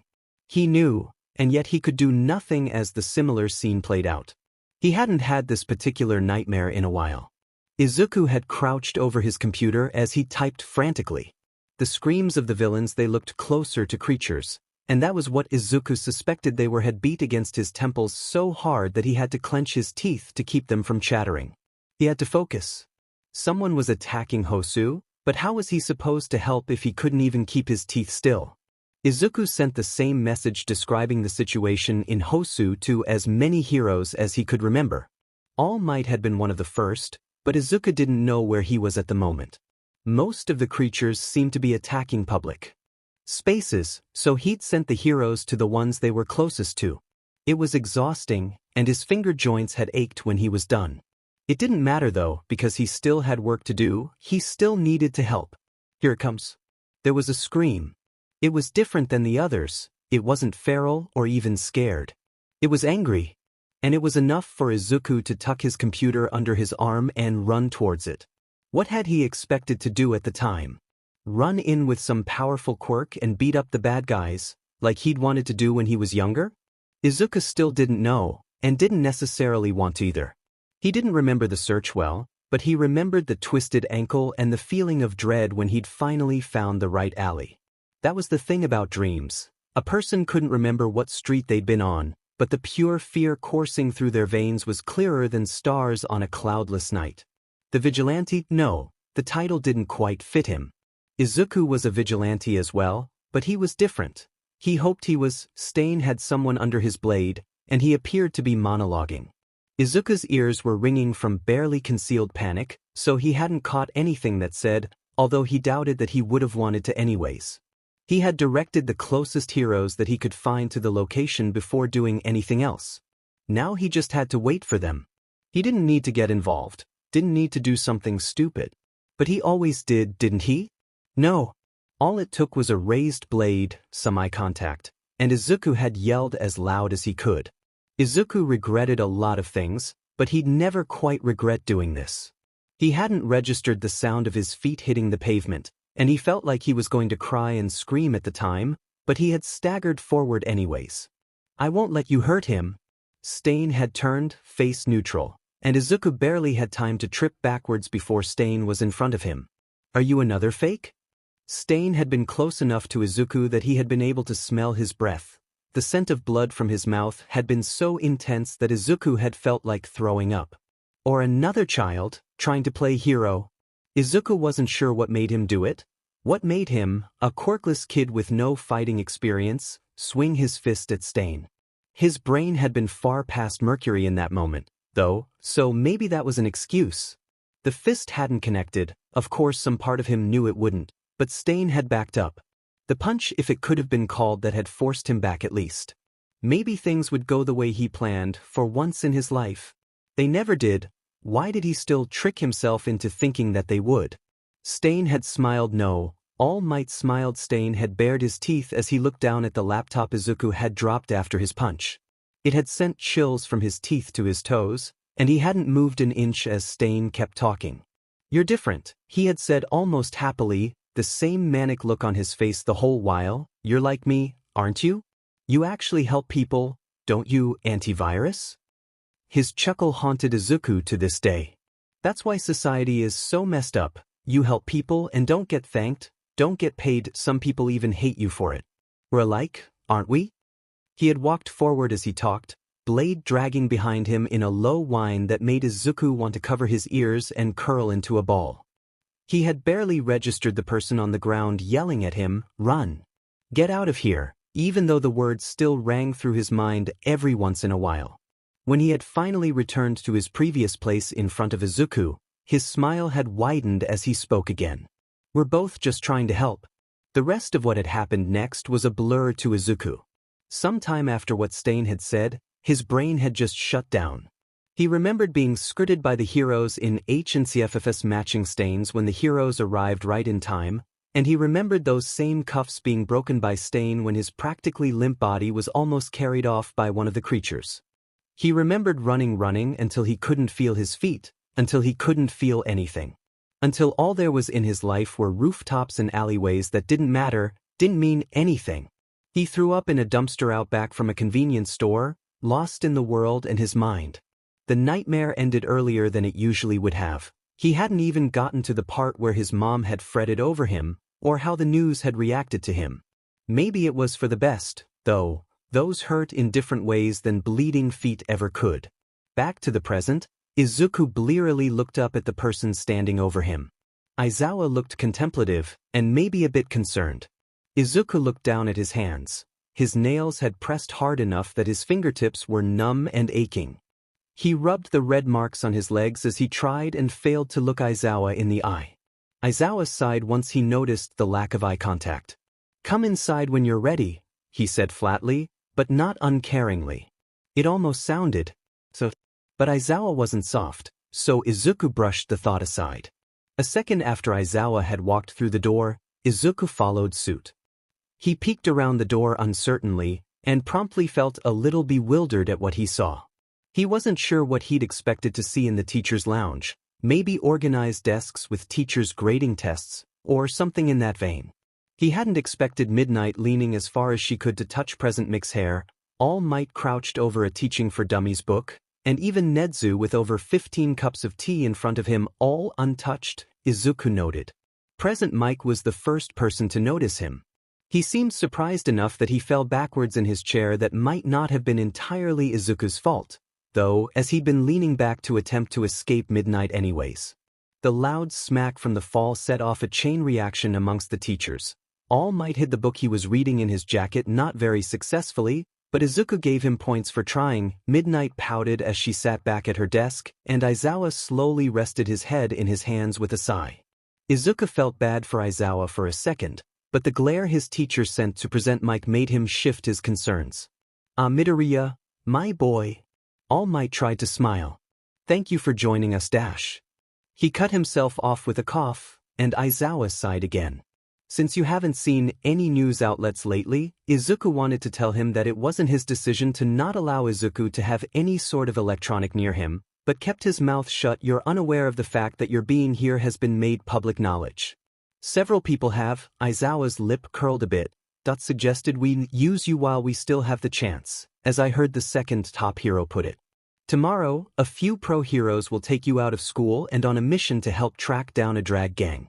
After the mission, you'll be back here again. The only pro hero from UA that'll be accompanying you will be 13. Aizawa closed and opened his eyes briefly before continuing. "Endeavor, Prophetess, and Vania will be with you as well." Now that that's out of the way, Aizawa straightened up, and the tense air that seemed to have surrounded him dispelled. "Midoriya Inko is here to see you." Izuku almost didn't catch the last part of what Aizawa said, but when he did, his previous nerves died down a bit. They were still there, of course, just much more calm than before. He'd revisit them later, anyways, probably in the middle of the night. Happy now that his thoughts were a bit more in order, Izuku opened his mouth to ask Aizawa a question. He didn't end up saying anything, though, as Aizawa had already passed out against his desk. Izuku looked to All Might for help, and the man provided it, but not before quickly putting his book away again. "Mrs. Midoriya should be outside now," he said a little nervously, and Izuku didn't blame him. Inko could get scary when she wanted to. Even the greatest villain of all time would be a little cowed in the face of her wrath. The meeting with his mother wasn't very noteworthy. She asked him more questions than he could answer. "Are you eating enough? Do you need more clothes? Has Katsuki been treating you all right?" And he responded to the best of his ability, which was to say, very poorly. At least Inko hadn't started crying yet. After around half an hour of Izuku and his mom consoling and questioning each other, All Might coughed once or twice without blood, thankfully to get their attention. He seemed awkward once he had both of their gazes trained on him, but explained that it was getting a bit late, and that Izuku needed his rest. "Oh," Inko gasped, wringing her hands slightly, "I completely forgot about the time. I'm sorry." I should probably get going as well. Izuku was quick to comfort his mom. It's not too late, Mom. It's only, Izuku checked his watch, but made a noise of confusion instead of finishing his sentence. His watch seemed to have stopped at 1 p.m., and the darkening sky outside certains contradicted that. Is something wrong? Inko inquired, leaning forward in concern. And no, Izuku gestured to his wrist. My watch is broken. Inko gently made to grab for his wrist, and Izuku let her. She turned his watch over in her hands after removing it, and with a few tweaks to the knobs on the sides, she had it fixed. There you go, she said cheerfully, glad to help Izuku even if it was in a small way. After his watch was fixed, Izuku said goodbye to his mom and walked back to the dorms on his own. After a few moments of walking, an eerie feeling settled on his shoulders. It felt like several pairs of eyes instead of just one. Izuku stopped walking and listened carefully. He couldn't hear any footsteps, but still. Izuku whipped his head around instead of running in the other direction like he definitely should have, adrenaline making his hands shake slightly, only to blink slowly at the cluster of birds behind him. Izuku let out a breath, feeling slightly hysterical. He'd been unnecessarily paranoid for the past few days. The nightmares were a bit more frequent, so they were probably the cause of his paranoia. As Izuku calmed himself down, the birds seemed to no longer find him interesting. One cawed loudly enough to snap him out of his self-examination, and Izuku watched as the birds flew away in one big group. He could hear their wings beating, but against the newly darkened sky, it was almost like the birds had never been there. Today was the day. Izuku had gone to sleep late the night before and woken up early. 5:30 in the morning had been the farthest thing from fun he'd ever experienced. The sky was dark as he attempted to brush out his hair, so his movements were much more sluggish than usual. He got roughly the same amount of sleep as Shinso, but he normally didn't show it. This morning, though, Izuku was tired, both physically and mentally. Perhaps he could take another nap after the mission? Shinso didn't seem to have a problem with cuddling, so maybe it didn't matter at the moment. Izuku had left the dorm building with an SRT. Of course, they still didn't quite trust him, although he didn't blame them for it. 13 looked much less tired than Izuku was feeling, but he couldn't really tell through the costume about an hour ago, and other than his one companion, no one else had been awake when he left. Hopefully Aizawa would explain everything to the class. 13 wasn't talkative right off the bat. They seemed nice if he was going off what he had seen from interviews, and boy had he seen a lot of interviews, but they were just walking silently at the moment. Maybe 13 was just tired? Or they could hate him with every fiber of their being. It wouldn't be the first time. Heroes were tricky like that. Should he say something? But what would he say? He could ask a question about their hero career, but what if they didn't like to talk about it? Maybe he could just walk in silence. Then he wouldn't have any chance of messing something or everything up. You can ask me anything you want, 13 said with humor apparent in their voice. Izuku squeaked, and promptly felt like repeatedly punching himself in the face. Why did his muttering habit always seem to pop up at the worst times? After seeing his embarrassed state, 13 laughed a little and tried coaxing him to ask a question or two. Probably a mistake on their part. Once Izuku got going, it took a lot to slow him down. Why did you decide to go into rescue work? Do you think that you could try combative work if you wanted to? What are some of the main drawbacks of your quirk? Does it not work on anything? What does it not work on? Have you ever tried using it on a person? Do you know where the things you SCK up go? Have you ever been inside your black hole? Has anyone else? What's it like dash? Izuku stopped his impromptu interrogation when he noticed how 13 had stopped walking entirely as a result of trying to keep track of all the questions he'd fired off. White-hot embarrassment made him sputter out apologies as quickly as he could, even as 13 tried to calm him back down. One of his flailing hands almost hit the hero in the face, and Izuku felt even more of a need to just curl up and die than normal, which was, to say, a lot. After a few minutes of floundering from both parties, 13 and Izuku managed to have a semi-normal conversation. I haven't tried using black hole on a human before, they said thoughtfully, hand held to where Izuku assumed their chin was as they walked. And maybe an animal then? Not since I first started out. The conversation continued until the pair reached the front of the school. They'd walked relatively slowly as they talked, so it took a lot longer than Izuku had thought it would to walk across the campus. When the UA gates opened, Izuku and 13 were greeted by a simple black taxi. Izuku couldn't see the driver from where he got into the back seat, but 13 seemed to be talking lowly with them, so Izuku assumed that the person wasn't a threat. After the frankly boring car ride, there were only so many times you can hear a song on the radio before feeling the urge to commit homicide. Everyone arrived at Endeavor's agency. The structure was dark, from the tinted windows to the imposing atmosphere. Still, if Izuku looked closely, he could see remnants of the inspiration for the design. All Might's building wasn't something he'd forget easily. The distant thought of All Might kept Izuku's nerves at bay as he and 13 walked through the building. So far, other than the indecipherable looks his companion had been sending him, Izuku hadn't been given anything since getting up that same morning. The fact that he had no idea of what was about to go down was unsettling, to say the least. The elevator ride up wasn't exactly awkward, but the music certainly didn't do him any favors. When the pair finally got to the right floor, Izuku let out a breath. The only people in the conference-like room were two familiar heroes. Endeavor was nowhere in sight.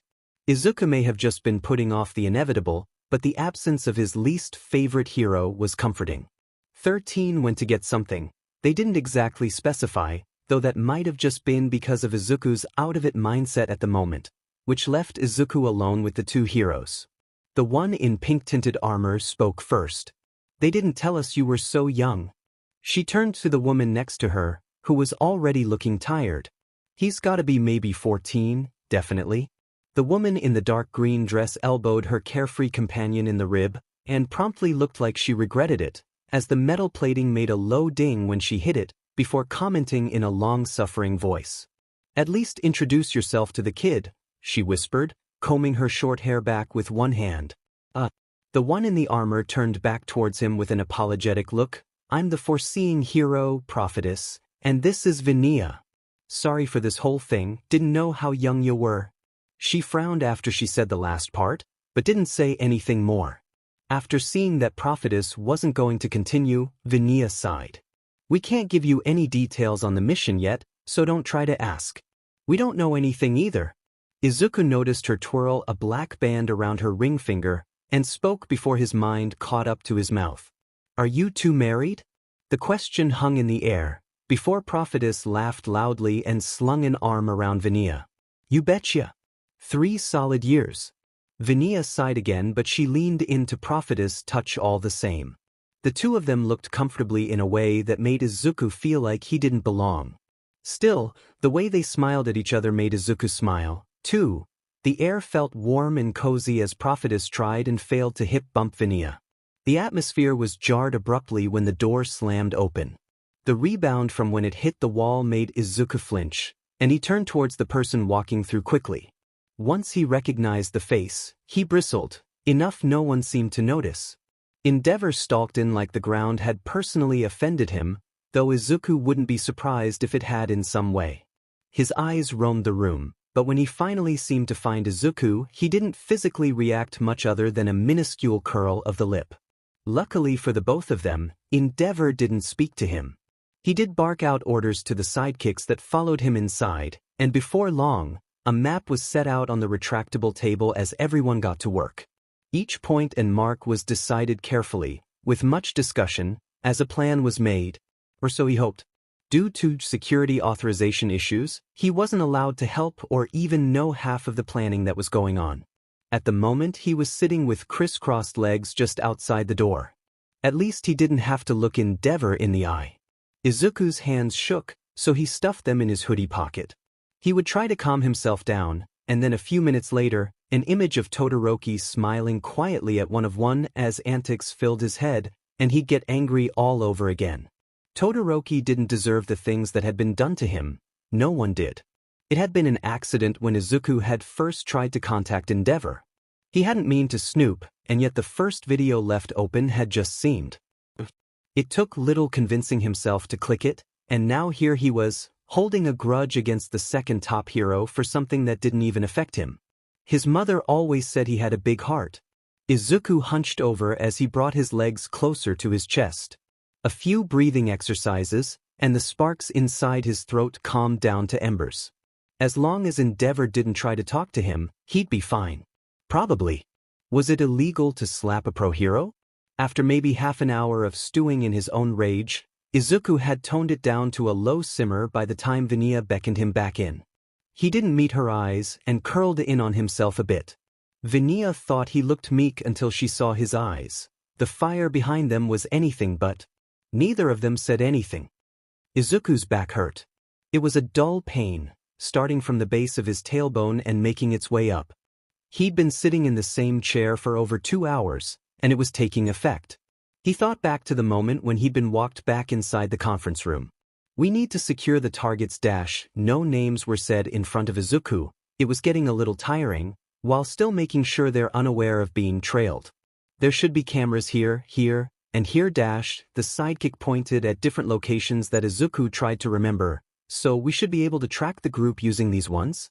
He crossed off all but 3. Izuku blinked at the map slowly. Before he could open his mouth to ask how they expected him to track a group of over 10 people with 3 cameras, Endeavor interrupted him. Those cameras are private property. Feel lucky that we've managed to get you the ones you have? Izuku took care to keep his gaze fixed on the ground as he took in the explanation. It made sense. He'd violated more privacy laws than he could count, but it had never really affected him before. It made him feel small, which now that he thought about it, he really was. Anyways, the sidekick continued on after the awkward pause. We have 1 mole inside the group. We know where they're going and where the drags will be sold, so we just need to make sure nothing else happens. He snuck a glance at Izuku, but started when he saw him looking back. You don't do much, sorry. Izuku tried to smile comfortingly back. As far as he'd gathered from the mission, he didn't have that big of a role. They didn't trust him with private property, they didn't trust him with the names of their targets, and they didn't trust him with any details about the case, so he couldn't have done much if he tried. So Vania will be paired with Endeavor, and Chopper will go with Dash. Izuku turned back into the conversation just in time to hear something that made absolutely 0 sense. What? Slipped past his lips quietly, but apparently not quietly enough, as Prophetess had stopped the talking going on. There were too many eyes on him as Prophetess asked him what he was getting at. I am the V-vines, they'll burn. They'll burn B because they're, organic, I'd think. Izuku breathed in as he looked down. There was silence before Endeavor directed a flurry of angry words at Vania like it had somehow been her idea to pair with him. She took it with an unperturbed stance, and Izuku felt envious of the way she simply leaned back, unimpressed, with Endeavor's fury focused on her. He probably would have just melted from the flames. After Izuku's brief input, the group glanced at him a bit more as they talked. They didn't ask his opinion on anything, but they looked like they wanted to, and that was what counted. It did make him feel a little better when Vania nudged him before whispering a question or two to him, but that was besides the point. He hadn't gathered much from the meeting as a whole. There was a meeting that was going to be held. He'd heard something about drags, so maybe this was just a drags bust? That didn't explain the surplus of heroes, though. So something more than that, but what? No one would tell him. How we lookin', lil guy? Prophetess' voice spoke through the phone they'd provided him. He still hadn't been given his own back, which created some problems, but he could survive without it. Maybe. Okay, he mumbled as he clicked the keys on the small laptop they'd given him. They're moving, slowly. Distantly, he heard a faint "he's so cute, can we adopt him?" followed by an exasperated "no, we can't," but he chose not to comment on it. His cheeks were red, but they couldn't see him, so it didn't matter anyways. Izuku tuned out the other noise coming from the joint call. Why the heroes didn't just use earbuds was beyond him, and focused back on the several windows he had open. The first one didn't have much going on. It was more of a rooftop view than anything else. Good for catching anyone trying to fly away, bad for just about everything else. Still, he left it open in the top left corner and glanced back at it every minute or so. It didn't hurt to leave it there, after all. The second was set up above an alleyway. It was also empty, but according to the position of the person he was tracking, it wouldn't be for long. The last window he had open was a map. There was a red dot that was slowly making its way across it. Supposedly, that was the spy they'd sent in. The person, who Izuku still didn't know anything about, had a phone on them, which was all Izuku needed to set up a tracker. Those were the only screens he had access to. It was a severe downgrade from his usual network, but at least he was still helping. Out of curiosity and maybe a bit of boredom, Izuku looked through other electronics in the area. There weren't any other than the occasional laptop or phone in an apartment building nearby, and the planted phone was the only one anywhere near the moving group. It was a little strange, but he brushed it aside. It made sense to not carry phones for something like a drag deal. They'd probably come empty-handed save for their goods. Izuku looked at the window with the alleyway, and hastily spoke to the phone again. There in the alley, still slowly. You have maybe 3 minutes? There was a shouted, finally, from the other end, and Izuku smiled weakly as he kept typing. Hopefully, now all he had to do was sit back as everything played out. He watched the heroes closely. The plan wasn't bad, really. The heroes would follow the group inside the warehouse, lock the doors behind them, and handcuff everyone else. His part wasn't very big at all, to be honest. He was in charge of closing the doors and tracking the targets, and that was about it. At least he had less of a chance to mess up. The heroes seemed to think that his part was bigger, though he wasn't really sure why. Once Izuku had finished locking the doors, he was able to take his hands off the keys. The joints creaked a bit as he stretched them, but his focus was still on the screens. Something was off. The dealers were too docile. They accepted the HNDCFFS without much struggle, and they simply sat bored as the heroes rounded the rest of them up. The final thing that unsettled him was when the mole they'd had in the group turned and smiled directly at the camera on the wall. Izuku was snapped out of the staring contest when shouts came from his phone. He roughly rubbed his scar. It was a nervous tick as he tried to get a word through, but most people seemed to be saying the same thing. Unlock the door already? That didn't make much sense, as Izuku had only locked the door for maybe a minute or two. It should be fine by now. Shaking his head, he leaned back over the keys. Not checking the screen too much, Izuku broke through the walls he'd set up with a few keywords, and the doors opened themselves. That was what should have happened, anyway. Instead, nothing he typed had an effect on the codes he'd gotten through just 5 minutes prior. It was almost like the keys had ceased to work, and he could have just clicked any of them to the same effect. A slimy feeling ran from his stomach to his throat as he tried to talk into the phone.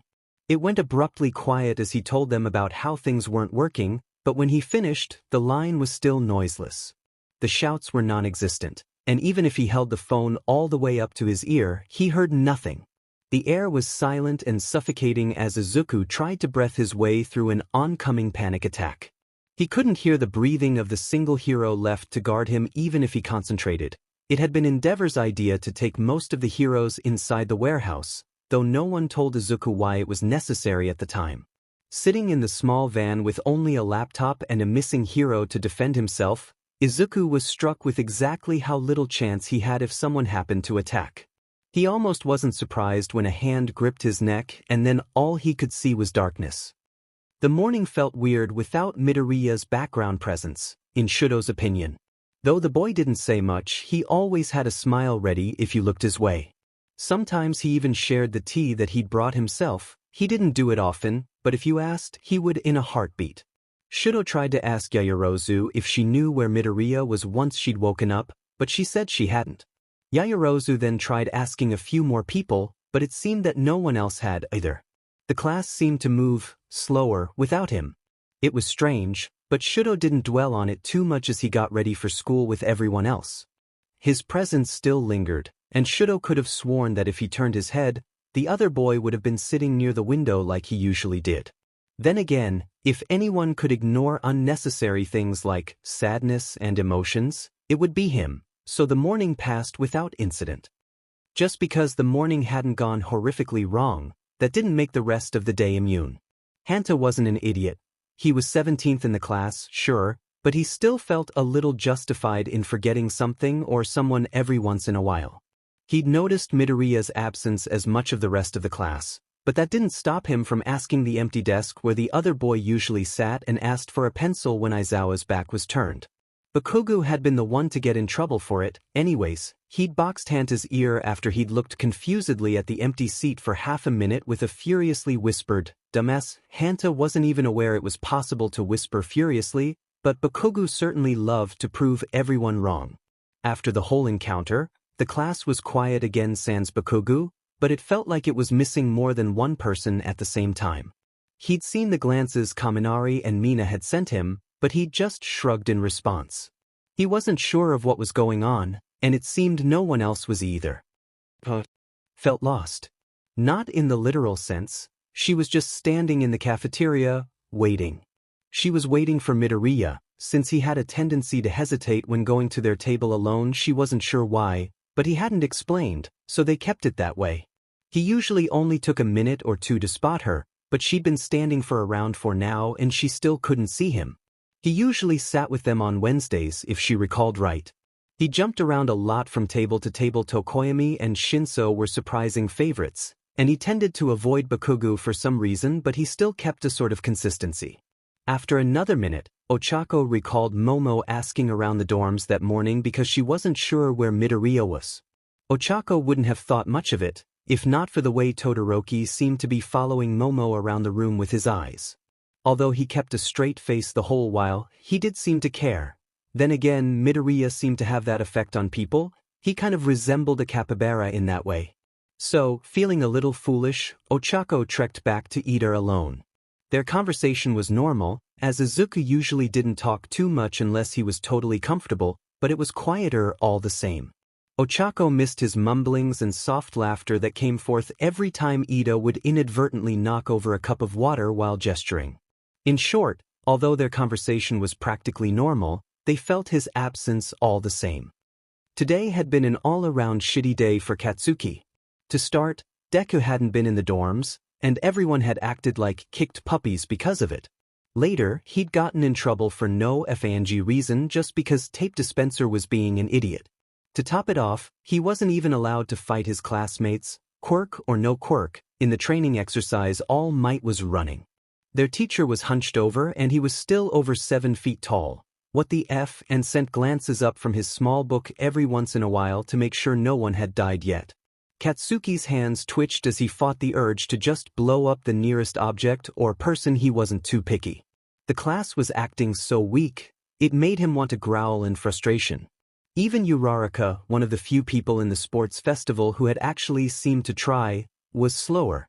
Deku kept sticking his nose where it didn't belong, and now everyone was dependent on him to keep the class all happy and cheery, like he was some sort of twisted mascot. Katsuki was seething, not FANG sulking like some toddler, but he wasn't so out of it to not notice Aizawa slinking in. The BSRD looked different than usual, same weird scrappy outfit, but his stance was too tense, and his back was stiff. His jaw was clenched if Katsuki squinted from where he was sitting, and he looked all around sad as hell. Leaning back, Katsuki let a smirk stick itself to his face. If Aizawa was irritated, then someone had fed up.